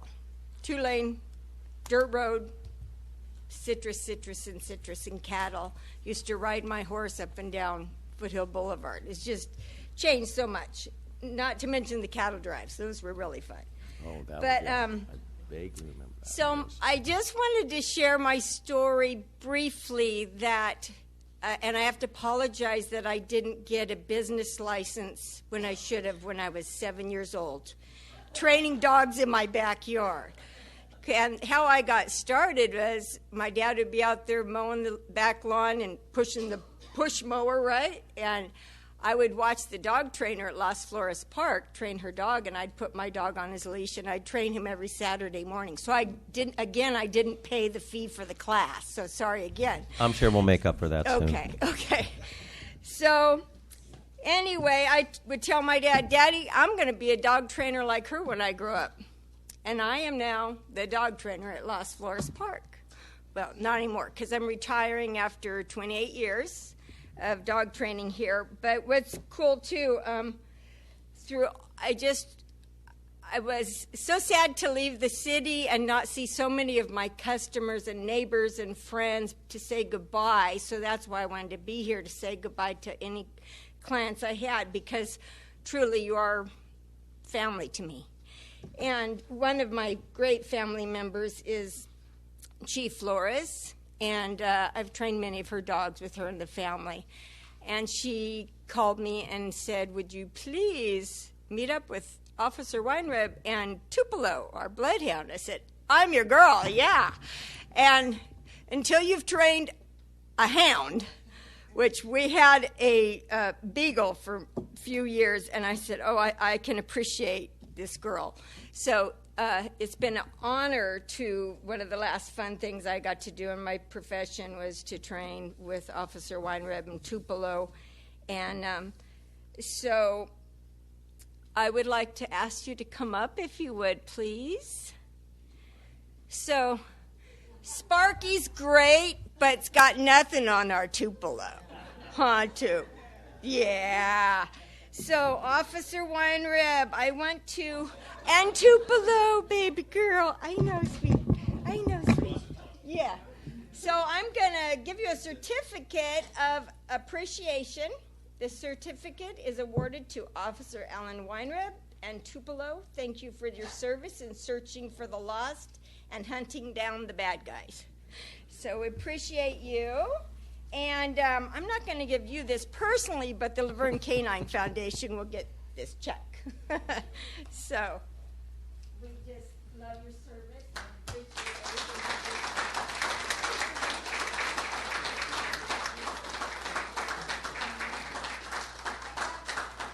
I have treats for her too, but I was afraid she'd smell them and want to eat all over this. Good job. And thank you for all your service, and I pray for the safety of you, your station, and our firemen and all first responders, and our lovely city. I'm going to miss you. I was planning on staying till Christmas, particularly for Santa Claus, but I heard that Santa is in Idaho also. So. No. Yeah, no, he's not. We need drivers, actually. Why don't you stay a little longer? I might. Yeah, if you're looking for me, you don't look under Kelly Canine anymore. It's Gramo Camo Kelly. Yeah. But Kelly's Canine College is staying in Laverne. We're still here, Park and Rec. So we got people to take. Well, we appreciate what you've done over the many years. Councilmember Johnson reminded me that their dog Bruiser failed your class. So, unfortunately, there are some dogs that just don't. They just can't hack it, you know. There has never Yeah. been a dog that didn't fail. There are some customers That fail? didn't finish the class. You mean the dogs didn't fail, but the owners failed? Yeah. Yeah. Well, thank you for your wonderful contribution to our community, and you will be missed, but we will continue to use Kelly's Canine College. Yes. Thank you. Thank you.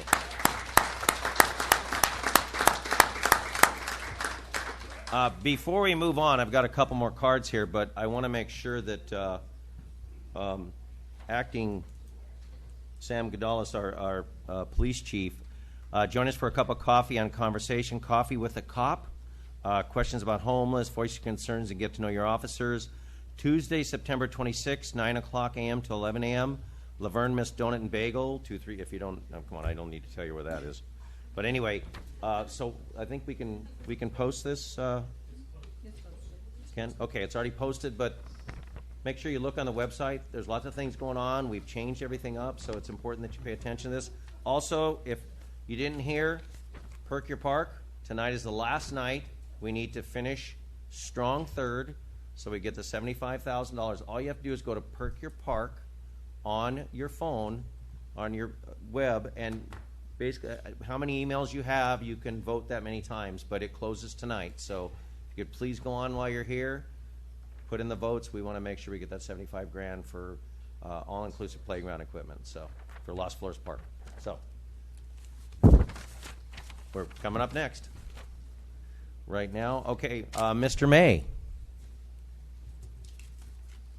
I have Sherry Best, and you guys are up after that. How's that? Okay, good evening, Mayor, council members, city staff, and Laverne residents. We've got an exciting month, and also in September and October. Our current Smarty Pants Storytime session is winding down. We're going to take a 2-week break, and it will resume again on September 22nd through October 27th. It's every Friday from 11 to 12 o'clock.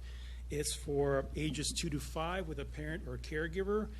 And attendance is limited, so registration is required. You can do that by going into the library or going online to visit.lacounty.org/events and narrow the search down by Laverne Library. The story time includes books, songs, rhymes, movement activities, and while that's being done, the kids are learning some basic skills for school readiness. Also this month and through October 21st, we are having our annual bookmark contest. You can get these entry forms at the library or online. There's 4 grade categories, K through kindergarten through 2nd grade, 3rd grade through 5th grade, 6th grade through 8th grade, and 9th grade through 12th grade. The winners of the bookmark contest will have their bookmarks published, and then they'll be available for distribution at all our county branches. On a week from this Saturday, we're having a big event called the Library Fest. It's on September 30th from 1 to 4. This Library Fest is being held at 10 libraries during the months of September and October. It's basically designed to bring the community back into the libraries, to show what resources, programs, and services are available to the local communities, the residents. There's going to be a lot of things. There's going to be face painting. There's going to be magic performer. There's going to be STEAM activities through our Maker Mobile. There's going to be an adult tote bag program. There's going to be, you can also create a video using a 360 phone booth, and other things, prizes and giveaways. So please come on out. It's an opportunity to find out what is available to everybody. And I mean everything. Basically everything is available at the stroke of a key. You can check out books, DVDs. You can use our databases. If you want information on business, if you want to reinvent yourself, you're tired of your current job, you want to do something different, there's all kinds of information to start the process. If you're studying for APs or going to Does college, it have a salary range on those new jobs? I'm just checking. And So please come on up. September 30th, a week from this Saturday coming up, it's 1 to 4. And our last program is going to be October 18th. It's called Paint a Piggy Bank. It's going to talk about basic money concepts, and attendees will then be able to paint a piggy bank. It's for ages 6 through 12 with a parent and caregiver. And again, attendance is limited, so registration is required either on site at the library or you can go online. That's it. Thank you, George. Appreciate it. You guys do such an amazing job over there. We need to get people back in there, don't we? Thank you. Sherry Best.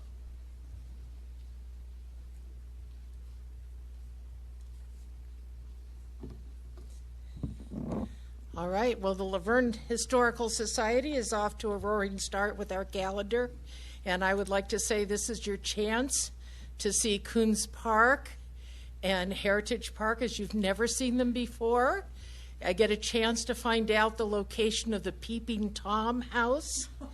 The location, yes. Always wondered. Yeah, always wondered. Your curiosity will now be satisfied.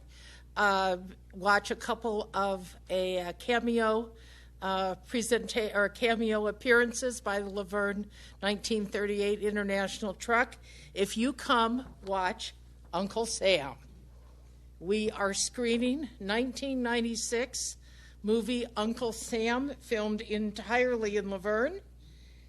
Entirely in Laverne. You will see many places that you know in ways you have never seen them before. You can watch the Daniel Hauser house blow up, and a sofa that was donated by Gaydell and Don Kendrick fly through the air. All that happened in this film. We are screening this on the 7th of October at 5 p.m. at the University of Laverne Arts and Communication Building Screening Room. This is really a fun movie. It is a true B slasher film. Do not bring small children to this film. However, most of the gore happens off screen, but still don't bring tiny kids to this one. But for all the teenagers and us teenagers at heart, this is a fun film, and it's free. I don't think I've ever heard slasher and the Sherry Best before. Yeah, the Historical Society. I know. That's a new one for me. Yep. Yeah, it could. Well, it could be. They spent several $1 million on this film. It is narrated by Isaac Hayes. Go figure. This is a really interesting film. Yeah, and I got all the backstory from Eric Shear about the making of this film and what it meant for the city. Very interesting experience that was. All right, so moving from the amazing to slightly less amazing but more serious topic is our fall presentation at Hillcrest on the 9th of October at 7 p.m. We are presenting Race and Place, exploring the history of racial and ethnic segregation in the Citrus Belt, because there's a lot of history in this city and other cities along the Citrus Belt and in Southern California. But not all of this was a pleasant history, so it's time to know all of our history. And I never knew but have discovered that the Ku Klux Klan had a major presence in Southern California and in the Inland Empire in particular. There were a number of cities around us that were sundown towns, which meant that by the end of the day, sundown, people who were black had to be out of town, or they got in desperate physical trouble. So we're going to learn our history because that's really what it's all about. Our presenter is Erin Duffy, and our new member of the Planning Commission. She'll be presenting for us for one session in the fall and then again in the winter. This is an interactive, an exploratory presentation. I think it's going to be very, very interesting. So we invite you to this. It is free. It is open to the public, and it's a great opportunity for you to further your education. Thank you. You bet. Excuse me, what are memberships? Oh, yes. What's a lifetime? What's a regular? Lifetime memberships are $200, and then we're off your back for those forever. Otherwise, it's $20 for a single membership, $25 for a family membership. And to update you on the truck, the new rebuilt engine is back in. We fired it up last week, and the oil went through. No leaks, The so oil that's went good through, news. not on the ground. Yes, not on the ground, not on my That's always good. driveway. That's very good. And our hope is that we'll have it ready to be at the trunk or treat event. Beautiful. That's my plan. Thank Thank you very so much. And most of this information, Mr. Dormer, will be on our website. Is that correct? We'll be posting this? I'll send it along. Okay, very good. Chris Ann and group. Thank you. I'm going to have my Seroptimist member, Karen Zubiati. Very good. Come on up. Good to see you. Thank you. I may move this down. Yes. Careful, it's wiggly. All righty. Good evening, Honorable Mayor and Honorable Council persons and esteemed guests. My name is Karen Zubiati Beauchamp. I'm the past president of Seroptimist International of San Dimas Laverne.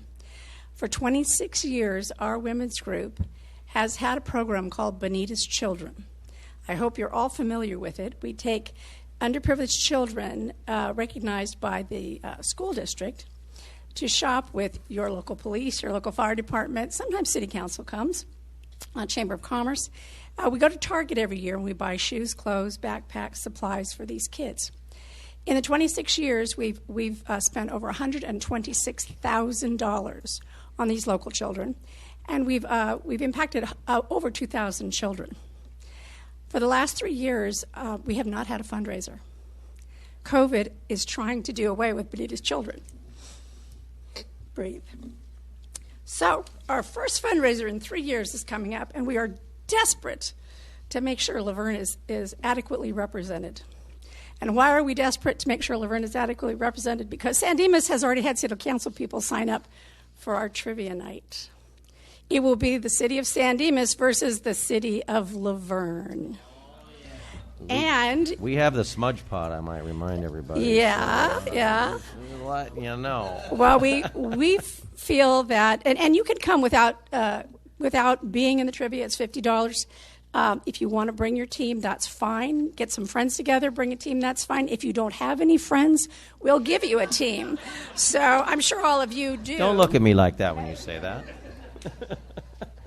There's a QR code there. You can. Councilmember Johnson's dog didn't pass canine college, so you look at him.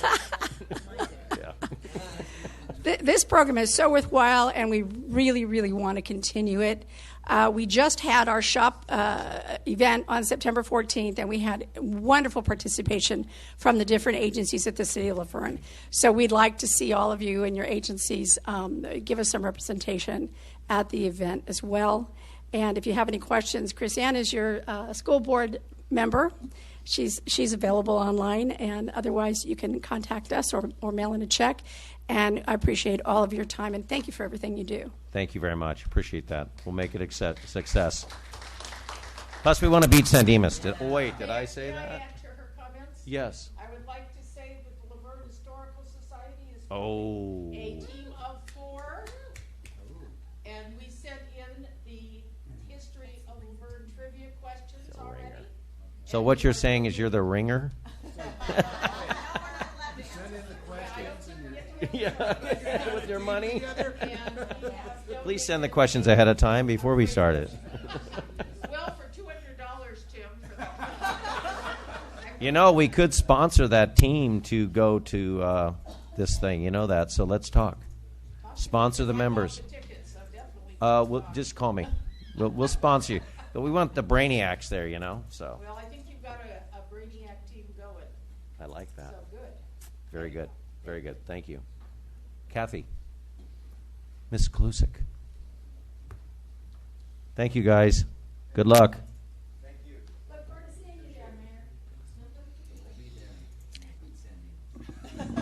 Sending a ringer team. Kathy Kalusek. On September 9th, 2023, the Committee for a Compassionate Laverne launched its first Beautification Day. It was the start of a quarterly beautification program and other programs.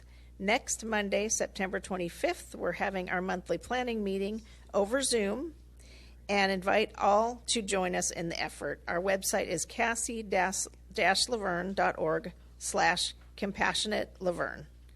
We look forward to seeing everybody there. Thank you. Thank you, Kathy. Anyone else on announcements? Ms. Beauchamp. I remind everybody these are announcements, not public comment, so if you would just a reminder. We'll be addressing that later. Good evening, Mayor, Mayor Pro Tem, and Council and staff.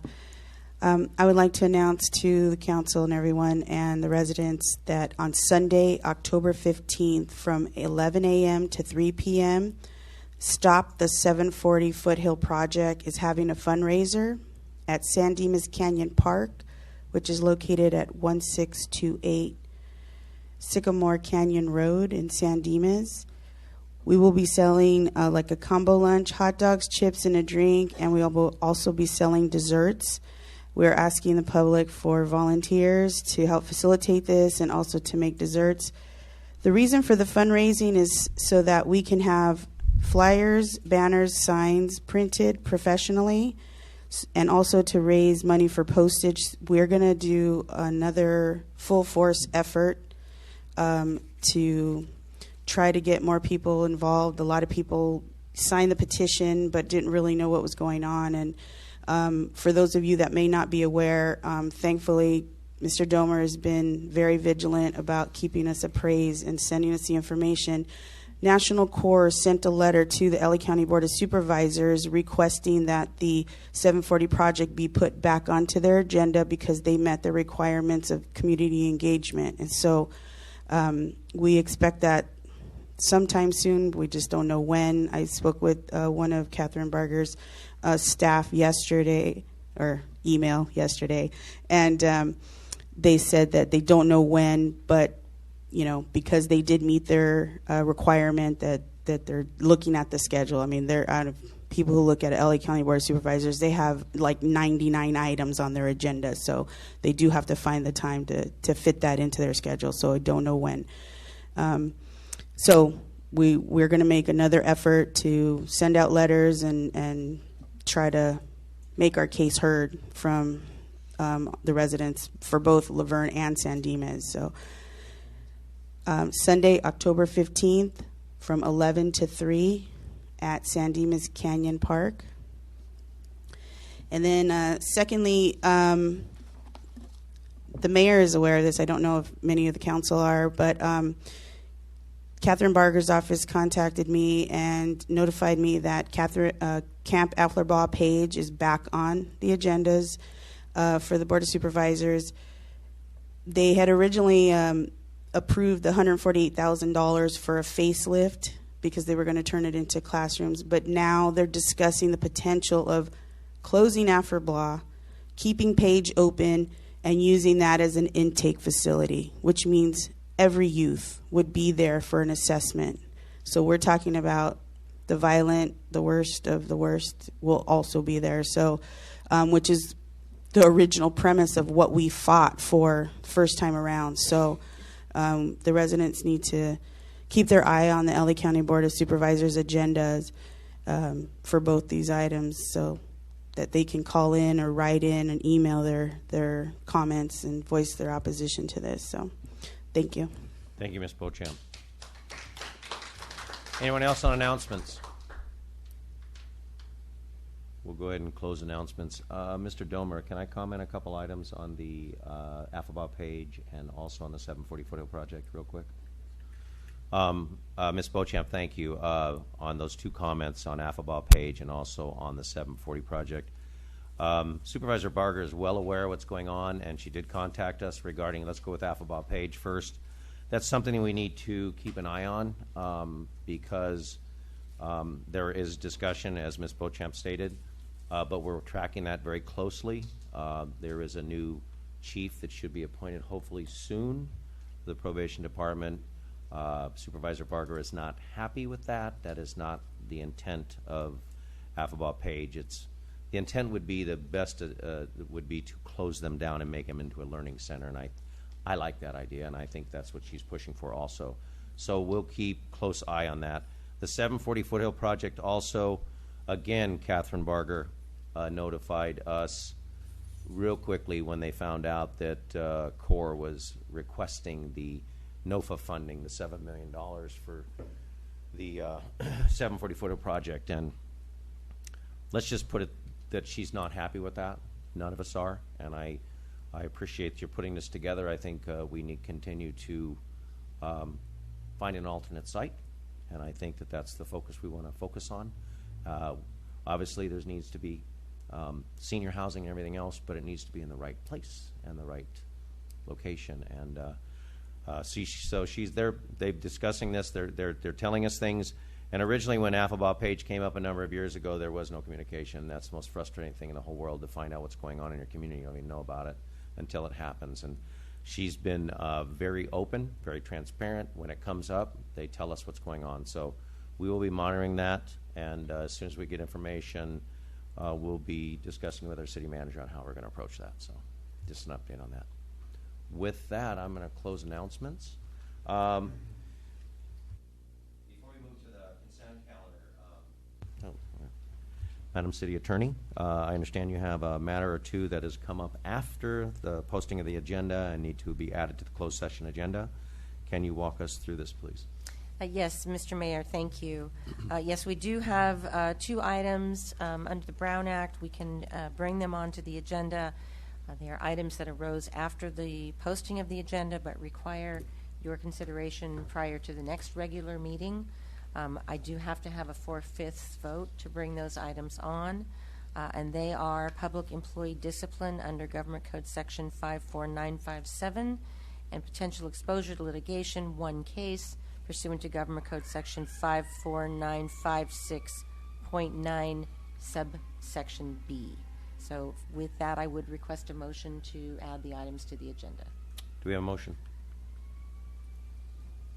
I move to approve the adding of the 2 items to closed session. Second? Second? Let's vote, please.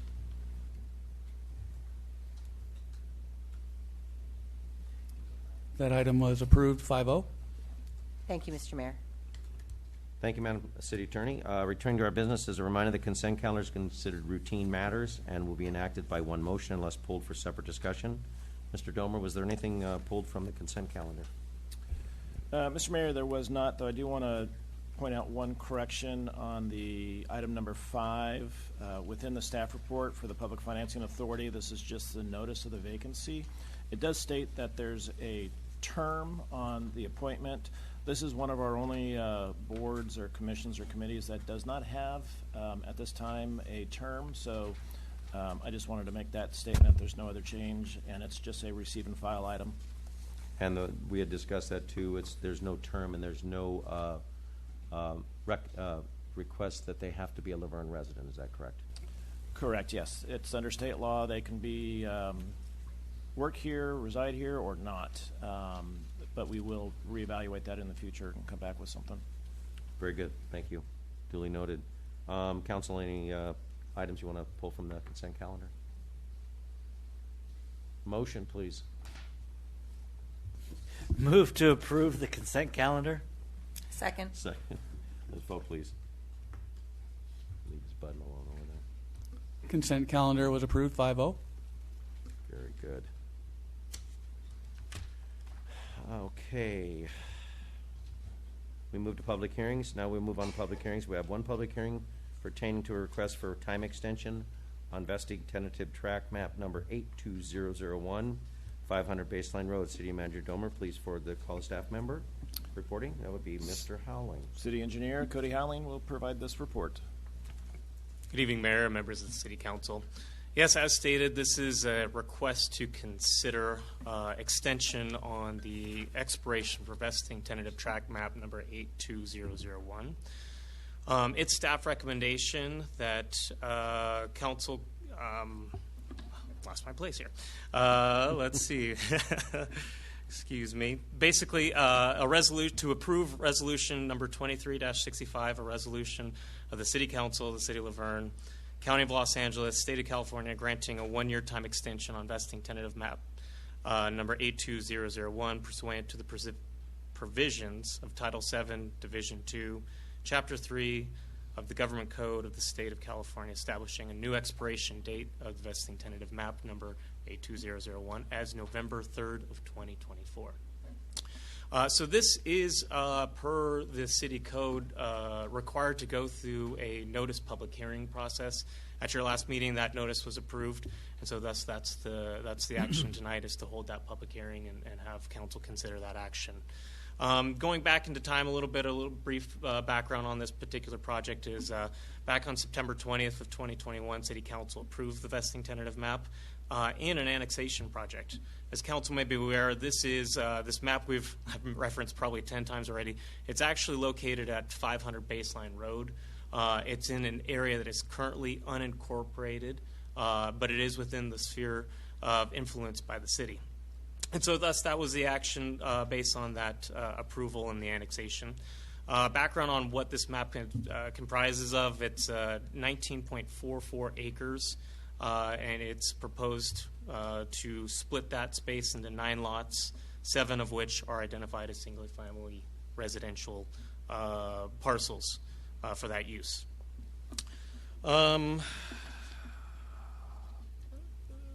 As stated, this process is, this map is up for expiration.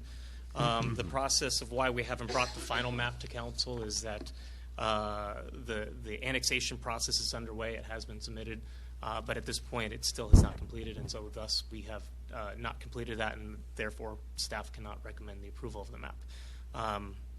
And that's where we stand. This extension is for 1 year. And the city code allows this to come back annually. Per the Subdivision Map Act, we can hit up to 10 years on the total lifespan of this map. So as this annexation process continues, so will at least the action to bring it back for council's consideration of the extension. That concludes my report. I'm available for any questions. Thank you, Mr. Howling. Council, any questions before we go public comment? If I remember right, this was brought about when I first got on council. Yes. That 19 acres, most of it is wilderness on the hill, and the really small portion is down by Baseline and behind the tract homes that are already there. And then one home up on the hill on that track. And it was approved back then as well. Yes. So, it's 19.4 acres. But yes, Mr. Crosby, you were accurate on that. A good portion of that is designated as open space, and that is one of those 9 parcels. Yeah. The other parcel that is not slated for residential development is a debris basin. The lots, they vary by size, but generally they're 10,000 square foot or less in terms of the map size lot. So, yes. Thank you. Any other questions for Mr. Howling? Turn this down. Hey, Code, how you doing? Doing well. Hey, nice haircut. Thank you. Keep it up. How many homes are we talking about there total? I know the parcels like that. So 7. 7 total homes? Yes, 7 individual lots. The intent is probably that they would be 7. Of course, there is the SB9. These are undeveloped. They're at this point they're undeveloped. Yeah. How that splits up, we'll have to see. But of course, that would be something that we would look and ensure that's aligned with the state code and our city ordinances. But simple answer is 7. Yes. 7. And when do we project that this will actually come to fruition, the start building? So it's been submitted to LAFCO. The LAFCO's process generally takes about a year in my experience, sometimes longer. Sure.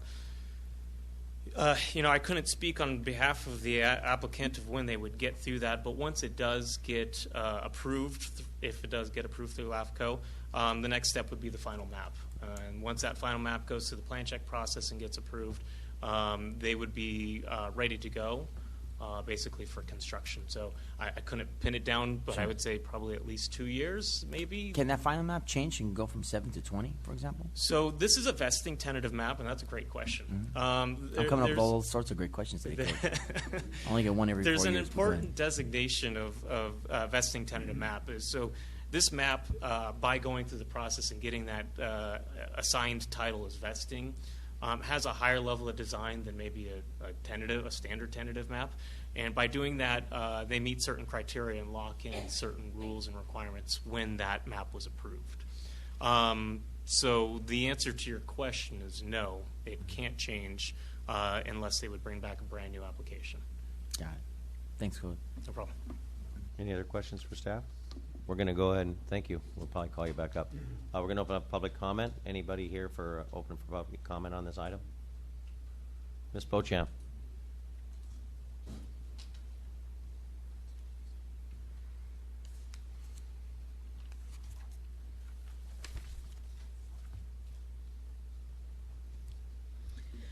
It's more of a question or clarification, if Cody can come back up here a little bit later.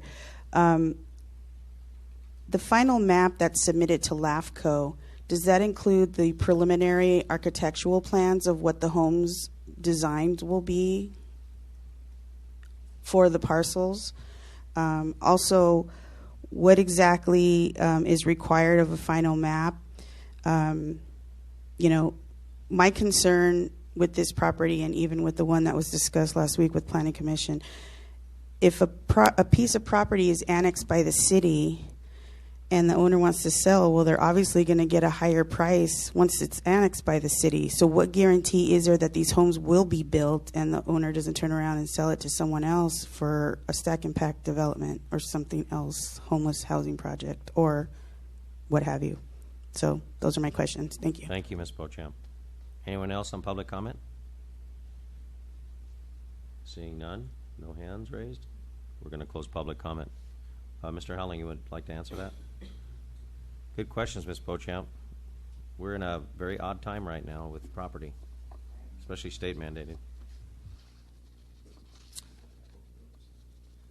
So, as far as changing the use, these are 10,000 square foot lots.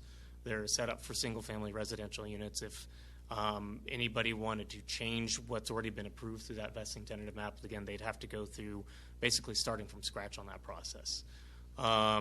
There is always the possibility that the current owner might sell to another property owner. That always exists, but this project's been very specifically approved as what it's displayed is on the map as 7 single-family residential uses, and along with that, a long list of conditions of approval to ensure that everything that was agreed upon on that evening back in September of 2021 is what this project is. As far as the what is a final map, so this vesting tentative map's pretty far along, although it still needs to go through a plan check process, and so. When we get to that stage and the map gets submitted to my office for review, I have a licensed land surveyor that reviews the map. And the basis for determining whether a final map is complete is that it substantially conforms to the approved vesting tentative map. So within vesting tentative maps, usually there's a very minor allowance, but grade elevations for pads are locked in, more or less. You might be able to make a tweak of a property line here, changing something slightly, but really you're looking at what the picture is of what it needs to be. So very, very minor changes, so that's why the term substantially conforming to the approved map is what's in place. So beyond the technical review, it is as it's been approved. I think we had, was it Amherst that was changed ownership? Was it Amherst? Yes. Amherst changed ownership to KB? Yes. KB Homes, which worked out great because they didn't change anything. It was just a... anyway, any other questions for Mr. Howling before we move to... Yeah. Mr. Mayor, just to clarify, too, that the LAFCO process doesn't look at architectural or anything like that. It's just the annexation issue and all that stuff. So, undeveloped property. Yeah, okay. Thank you, Mr. Howling. Thank you. With that, no further questions. May we have a motion? Gosh, pick up a motion. Okay. Move to approve the City Council adopt resolution number 23-65. I'll second that. There you go. Vote, please. Doing something here. And that was approved 5-0.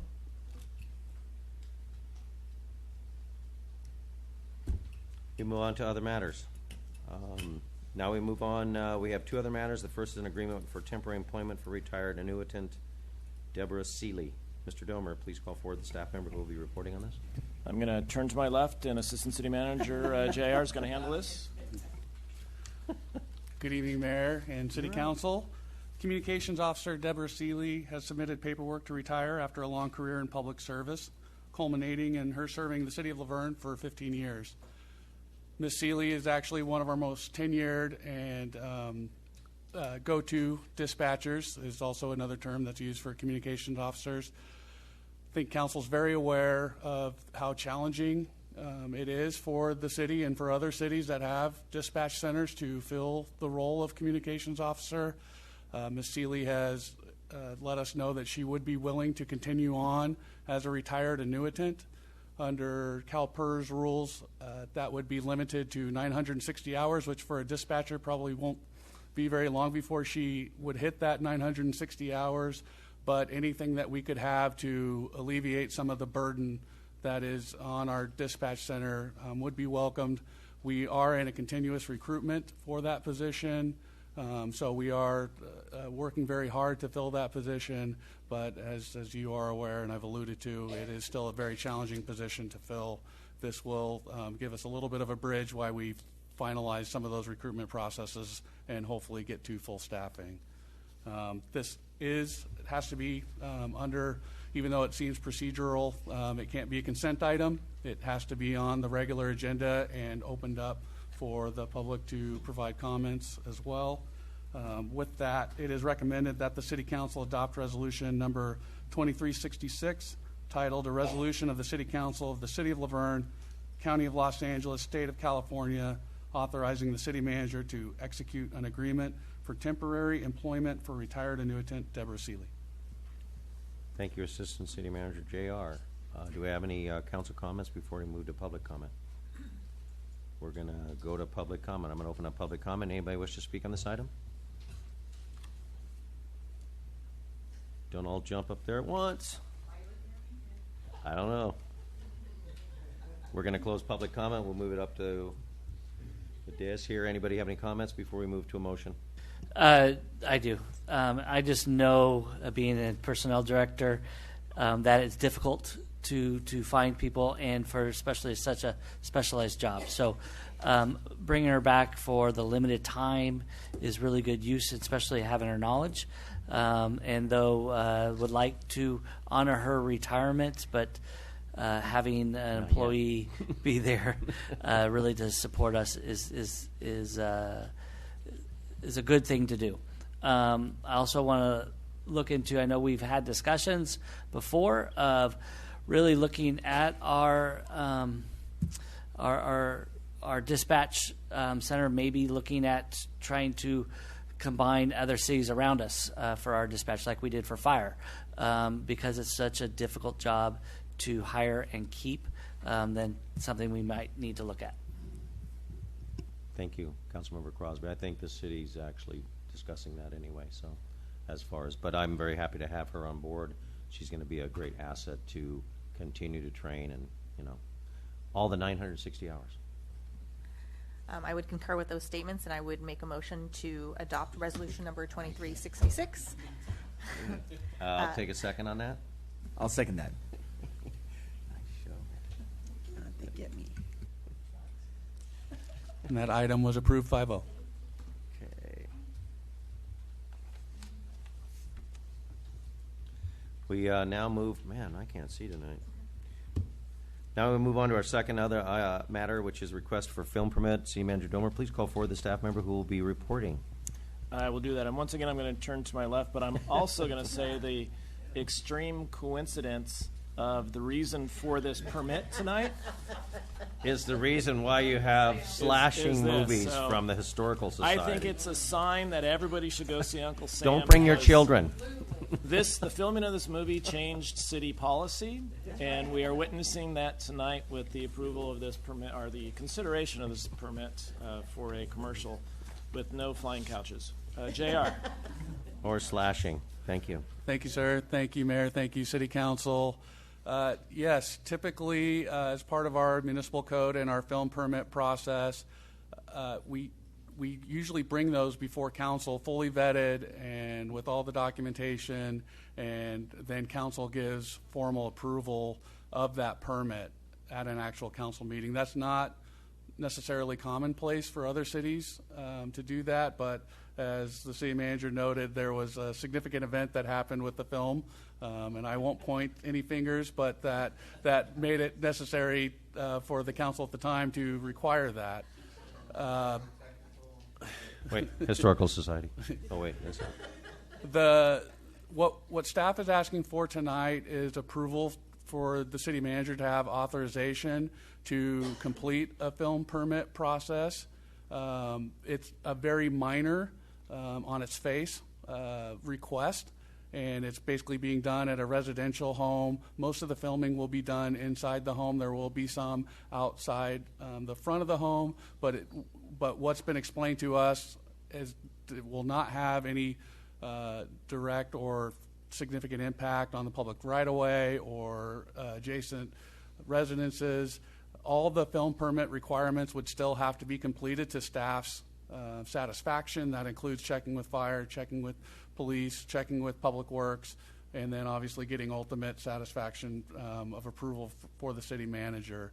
It's sometimes when we see these permits, there's a minimum of like 40 crews and large trucks and large cameras and those types of things. That's not what's being proposed here. It's really about, at most, at one time, 15 people.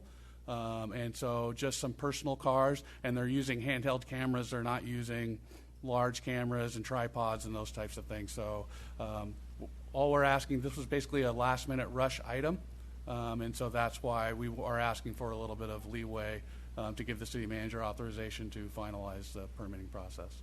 JR, before we go any further, I believe the address is within the 500 feet of my residence. You should probably not participate. I shall step away. Yeah, Mr. Mayor, members, remaining members of council, it's a commercial that will have 2 actors and then a dog, and no pyrotechnics. No flying couches? No flying couches, Okay, no just checking. pyrotechnics. So. Yes, please. Questions from council? So the motion tonight is just for this particular commercial only piece. That is correct, yes. Thank you. Yeah, and again, subject to all of our requirements, all of our insurance and everything else. Any other questions? Public comment? We'll open up public comment. Lily?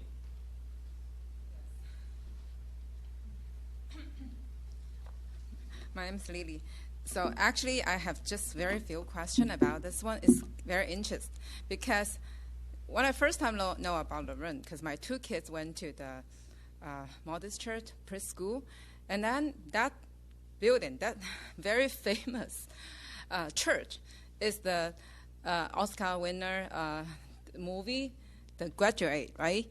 So that's how I know about this story about Laverne, and especially the Old Town Story page is the Eileen, right? Don't marry, right? It's very famous. So I went to the event a few months ago. You know what? How many people know about Laverne because that movie, The Graduate? Okay, so I went to the event to visit around, and then some people really heard about that from England. They flew to California to visit the small city, that church, to pretend that, take a picture, okay? So, I mean, we gotta really figure out, who knows? Probably that 2 actors, maybe it's Andrew, right?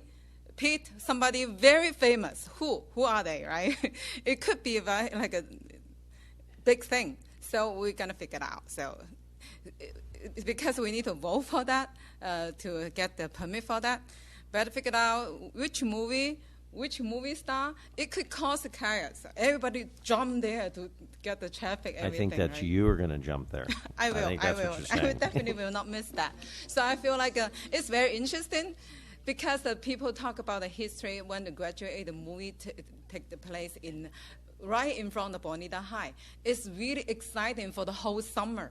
Everybody excited, not go to the class, so just go to check the movie, right? So it's a very interesting story, but I know it's very close to my house, very close to Johnson's house, something very interesting. So our old town is really have so many stories. So I love our old town, so thank you. Thank you, Lily. Anyone else like to speak on this matter? We're going to close public hearing. Any other council comments? I do appreciate the fact that we're at least looking at these things when they come up. If it's something we can vet out quickly, I don't want to ever miss an opportunity for something to come to Laverne that's going to benefit us or benefit a resident, and just some notoriety. It's not bad, but we need to be very careful, obviously, if it's something that's throwing couches and slashing people. Sherry Vest. I was not. But, but anyway, I just do appreciate that, because I know we've gotten some information from filming companies. We don't want to miss that, as long as it keeps our residents safe and it's within the guise of the what we have rules for. And Mayor Hepburn, thank you so much. I do agree with that as well.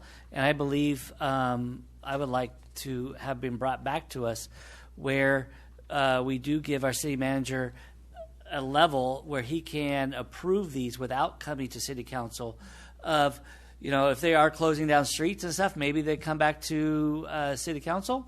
But if they're not and doing this minor stuff, that it doesn't even have to come back and wait for us, that they can get approved beforehand. I think that's a great idea, because, like I say, we don't want to miss out. We don't want residents to miss out. It might be some financial gain for them, but also some notoriety. But again, as long as maybe we can look at that language and see to give you a certain leeway with whatever that filming production would be. So. Absolutely, and Mayor, members of council, on that, both in Huntington Beach and Fullerton, we revised the film permit process.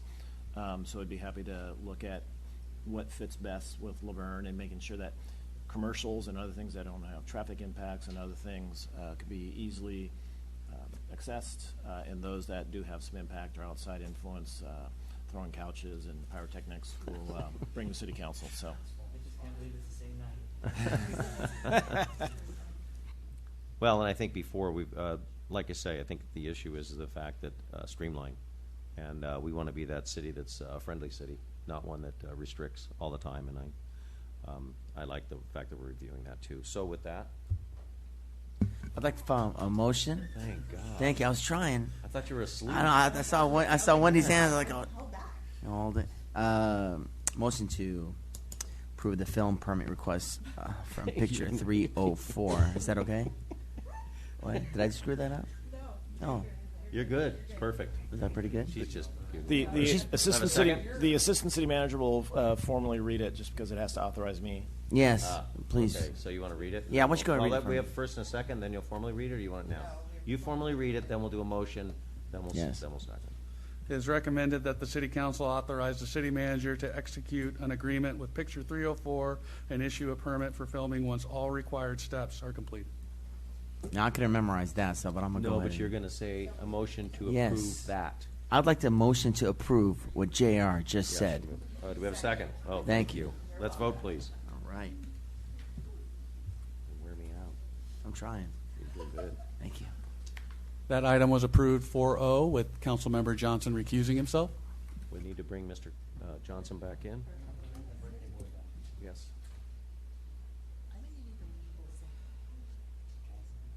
Oh, totally. Are we going to do it? Oh, totally. Going to embarrass him. I love it. Yes. Rick. We should have brought a tiara and a sash. And I'm mad that we didn't. I know. Steve, it was last Thursday. We're going to sing Happy Birthday to Councilmember Johnson. It was last Thursday, so when he comes in the room, can we please sing Happy Birthday? We have to agendize this. It's a motion picture, actually. No. Thank you guys again for serving this community so well. Mr. Johnson, happy birthday to you. Happy birthday to you. Happy birthday, dear Mr. Stephen Johnson. Council member, birthday to you. I don't think I've seen that shade of red in a long time. And they went to, where'd you guys go? To dinner? Pasadena? Pasadena. Raymond's. The Raymond. There you go. Well, happy birthday. Looks great for 32. Nice man. There you go. Just a moisturizer. What do you use? Okay, let's go. We got a closed session. Okay. Public comments. We'll move on to public comments and oral communications. This is time set aside for anyone wishing to address the City Council on items not listed on the agenda. I want to remind everyone that the Brown Act prohibits the City Council from talking or engaging in discussion on any item not appearing on the posted agenda. However, your concerns may be referred to staff or set for discussion at a later date. Given the amount of speakers tonight, which I have no idea, we'll just keep it to 3 minutes. We'll monitor that, but please, I'll give you the time you need, as long as you're done in 3 minutes. It's great. We don't have a timer, do we? At this time, those wishing to make a comment? Oh, we have a hand up. Oh, okay. Please come up to the podium. Just state your name, where you live. Why don't we go? Do the people at the podium first? You want to do Mr. Bowen? Let's do Mr. Bowen. See if this thing works. Oh, turn that off.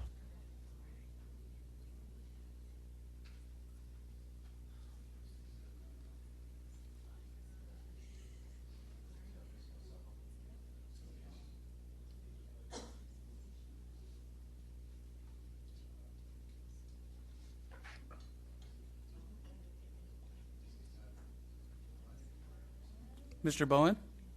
Yes. Can you hear me? Absolutely. Hey, good evening, Council and Mr. Mayor. I am not in town, so I'm slightly confused. So I have a question and then based on the answer. So I will need an answer prior to my further comment. Am I clear in hearing that the council regarding the EIFD appointment indicated that there is no term for that appointment and that they will look at that in the future? Is that what you just voted on a few minutes ago? So, Mr. Bowen, it wasn't a vote. I addressed the fact that in the staff report, it did say there was a term because that was copied from the other one. And I let everybody know because of the bylaws of the PFA, EIFD says there is no term, but that as we look at our commissions, committees, and boards, that'll be one of those items that we bring back to the City Council for discussion, consideration, and potential change. So my question is there a term or is there not? There is no term currently on the public member, the two public members. Okay, even though on September 18th, the note from Loopy to the mayor and the city council clearly states that the term of office will be 4 years. Again, that was a mistake that I clarified before the consent calendar was approved. It should not have said that. That was an error in the report. Okay, and so you've already decided who that appointment is, so that's a whole nother discussion. Thank you. Thank you, Mr. Bowen. Oh, I didn't know that.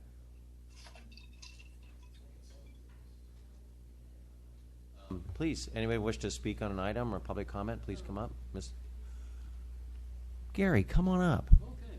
I saw him walking the dogs the other day. The dog, excuse me, walking his dog. Just one dog. Yes, just one dog.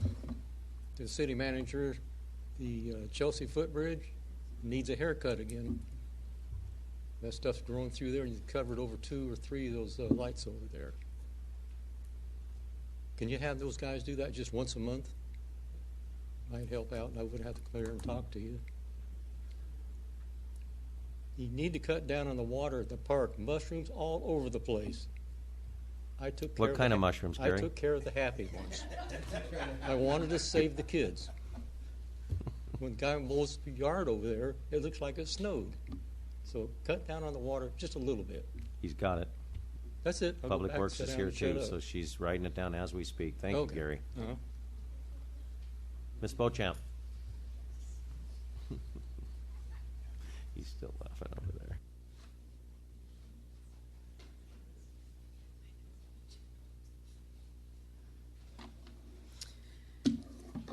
It's me again. Danita Beauchamp, 2516 Amherst. How coincidental that Mr. Hepburn, the mayor, brought up the Amherst project tonight, because I have a question, and I had planned to email Candace to get an answer. I don't know, maybe Cody knows. If I remember correctly, the renderings that were presented, now granted, this was when Matt Wake and Investments was first dealing with the property. So since he sold the property to KB Homes, was there a new map presented to the city and approved? And if so, when was that? Because I don't recall seeing that on an agenda, as I attend every single meeting here. I doubt that would slip. So I would like to know when that took place, if in fact it did, and if it did not, then how is it that the plans that were presented are not being followed? Because from my recollection, there should have been a public park, and if you remember, Anna went on and on about the HOA public park issue. There's supposed to be a park on the northwest corner of that property. There is a house there. The framing of a house is there.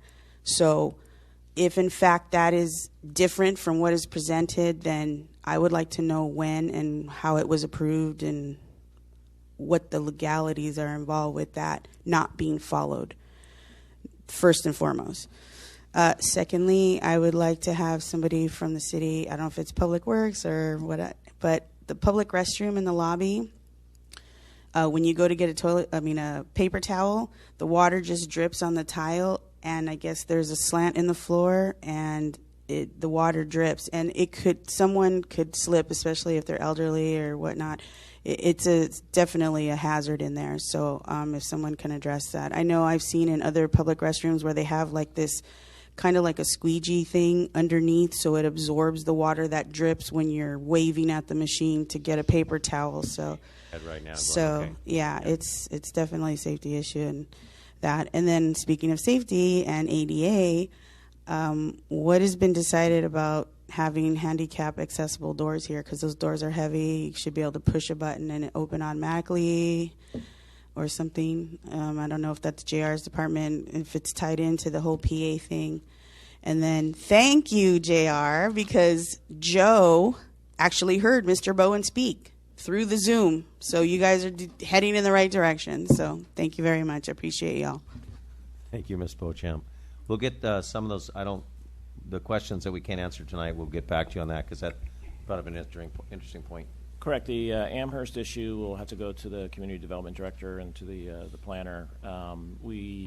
The doors are on our list that I do believe, I don't know if Cody's still here, but that's going out for RFP very, very soon. So we sat down about a week ago to look at all the CDBG ADA eligible projects. So thank you. Any other public comment? With that, I'll close public comment. Council comments and concerns. Mayor Pro Tem Wendy Lau. Thank you. I know I spoke really briefly with you about this before, Mayor, but I think all of us may have received a document or an email from California Cities for local control, and I would like the support of this council to see if we can have staff or the city manager look into that organization and into information about how we can be a part of that objective from that organization to seek to retain local control, or as much as possible, given everything that's been happening with the state. So I don't know if that is a consensus or if you need an actual vote or I think they just need to review and see what it's about with staff and also legal counsel.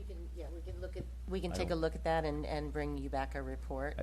And then the council could give us direction at that time. You want to just bring the report back and then we can make Yes. direction on that? Okay. yeah, so it'll be another matter that we can bring back. And Okay. I like that. Okay. Thank you.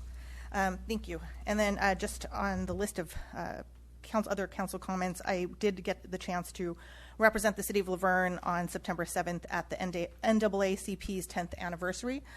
It was very well attended by other elected officials and folks, and it was a really nice celebration of an organization that has really worked hard to ensure the vote and to ensure that the community has access to educational opportunities and other advantages. So really nice showing, and so really appreciated being able to attend that.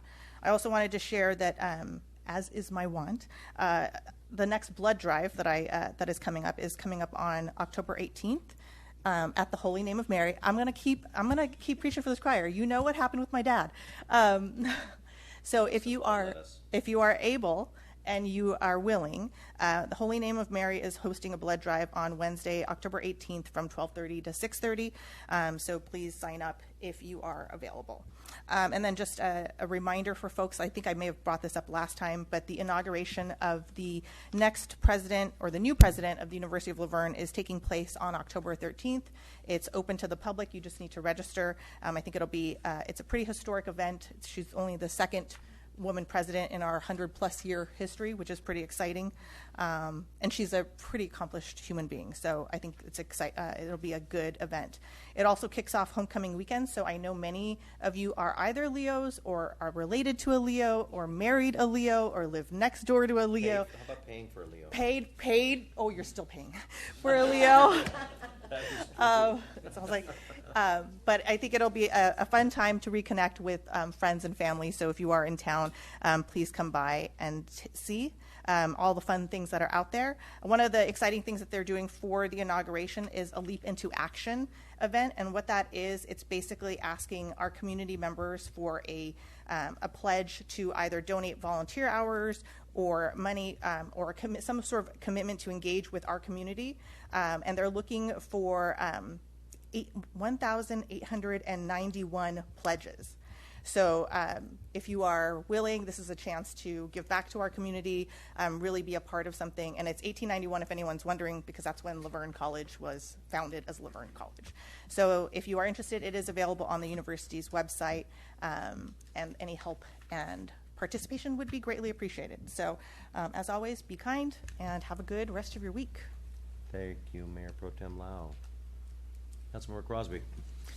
Just want to thank the mayor. The mayor and I, we went to Foothill Terrace this past week and had really good discussions with the community. We will also be going back for the Neighborhood Watch meeting that's happening in October. We did have some residents that were victimized from some unscrupulous people here in La Verne, where they go up to our elderly and they would pray with them, but then at the time steal the rings and stuff off their hands. And so we really wanted to make sure that all of our residents are safe out there. We have gone to other mobile home communities and had that discussion with our La Verne Police Department. And the La Verne Police Department is done extremely well in informing our residents and really going out there, and really appreciate their support in all this to make sure that keep our residents safe.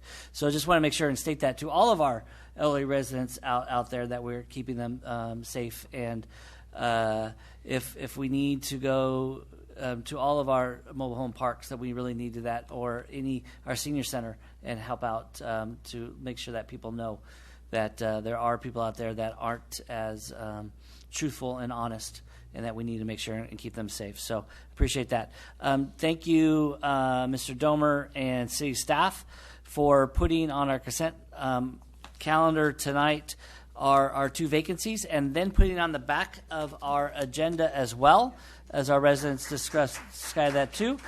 Want to make sure that's noted that happened tonight as well. So appreciate the staff for listening to our residents and making that happen.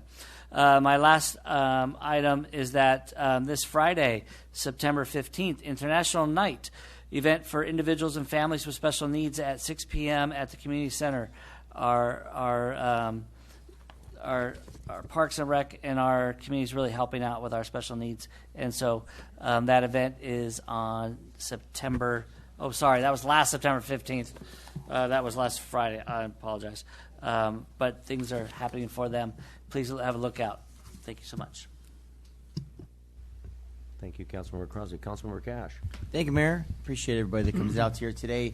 I see on September 8th we attended the San Gabriel Valley Mosquito Vector Control Board, and there is nothing, lots of mosquitoes. Yeah, I know. It's terrible right now. It is. It is. Continue to be vigilant out there. it gets all the best of me. I tell you. I want to let everybody know this Saturday. Thank you, Laverne Fire Department. We're going to be doing a free smoke detector installation event located at the Twin Oaks Mobile Home Park. We're going to start from there and work on some other areas. I'm going to be out there, hopefully, majority of the day. I want to dedicate my time to help our seniors, and thank you for helping our seniors. Hopefully, we can continue to protect them. Very close to my heart. So, if anything that we can do better, please, let me know. I get out there in the community as much as I can. I know there's people starting a little neighborhood watch. They're kind of concerned with all the spike in crime that's been happening. Continue to remember to vote right. Make sure that we protect our community the best way we can. Right. All we have is each other. So, I wanted to thank you all for coming today. I want to congratulate the Laverne Little League folks for their 18th out of 6,500 teams. That's amazing, and I'm really proud of that. Proud of our community. That's our future. So, again, thank you again for coming out here. I'm always available. Email, phone, whatever you need to get a hold of me. Let me know. Thank you. Councilmember Johnson, or birthday boy, I should say. Birthday boy. There you go. It was my pleasure to represent the city for a grand opening of Creative Cultivation Studio. It's a music studio located at the Old Town Square, right next to Circle K. It's upstairs, above Mi Cocina, and then the coffee shop? Yep. Oh. Yeah. I'm not sure exactly if it's just piano and guitars. That's all I saw up there, but it's basically a music studio to learn, and we appreciate that business coming in. Also wanted to make people aware of a household hazardous waste event at the Pomona Fairgrounds. That is September 23rd from 9 to 3 p.m. at Gate 9, Area 4 of the Fairplex. And hopefully we can get this posted on the city's website as well. That's it. Thank you, Councilmember Johnson. First and foremost, I think we want to our hearts and prayers go out to Deputy Ryan Clinken Broomer, who was killed in front of the police station in Palmdale, and apparently they have apprehended the individual. But again, we must continue to think about repealing AB 109, Prop 57, and Prop 47, and we must repeal those. Again, as we stated, we were at the Twin Oaks, or not Twin Oaks, but Foothill Terrace. You see something, say something. If there's an issue going on, if it looks silly, if it looks like it's not right, then make sure. Don't do it. Call a police officer. Call the fire department, whatever the issue may be. We want to keep each other safe, but if we don't keep our eyes on each other, we're not going to be safe. And there's a lot of things going on, a lot of communities. We're all faced with the same issue. We don't have 1,000 police officers. Nobody does. But at the end of the day, keep your eyes on the road, keep your eyes on when you're in the stores, keep your eyes on what's going on. You have your cell phone, you can call 911 in 2 seconds. Doesn't take long. So protect yourselves, don't get in the middle of it, but get the police officers out there to help you. So we don't want any issues. We want people to be safe. So number two, I just became president of the San Gabriel Valley Council of Governments, and that's not no. The reason we're going to be bringing more stuff back to you now that a lot of the things we've been talking about, as Mayor Pro Tem Lau talked about losing our rights as local communities. The San Gabriel Valley Council of Governments is like it's 34 cities, 2 municipalities, and 2 water districts. We constantly review on staff. We review all the bills, whether we amend or we deny or we approve. And I'll start bringing some of that information back to us to see what we're doing at the local entity, because all of us cities are the same issues. They're just the same issues.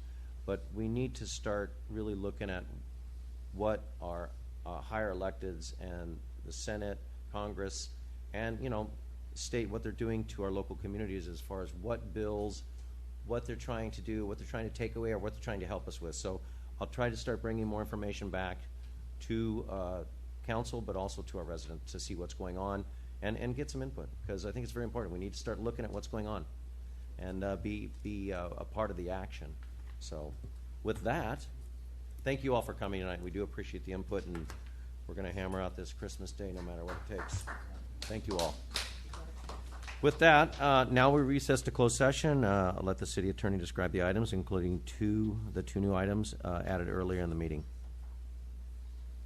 I'm giving it to you again. Thank you. Again, we did bring on to the agenda two items, the first being public employee discipline under Government Code Section 54957 and potential exposure to litigation, one case pursuant to Government Code Section 54956.9B. And then we also have, labor negotiations. Thank you. I'm It's sorry, not they on told me my- to do this. on my to agenda. do this, and it's okay. Do that. So the labor negotiations is a conference with labor negotiators pursuant to Government Code Section 54957.6. Negotiators are the city manager, assistant city manager, and city attorney. Employee organizations are the Laverne City Employees Association and the Laverne Police Officers Association. And that. Remember, everyone, again, coffee with a cop. Don't forget, okay? Coffee with a cop. Perk your park. You still have till tonight. What is it, midnight? Midnight, I think.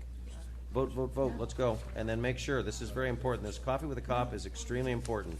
We've got the friendliest police department in any city of the state or in the United States, any state. So let's get with the cops, see what's going on, have a discussion. With that, our next regular scheduled meeting of the Laverne City Council is scheduled for Monday, October 2nd at 5:30 p.m. Thank you all, and you guys all have a good night. Unfortunately, I wasn't anywhere here. I'm like, wait a second.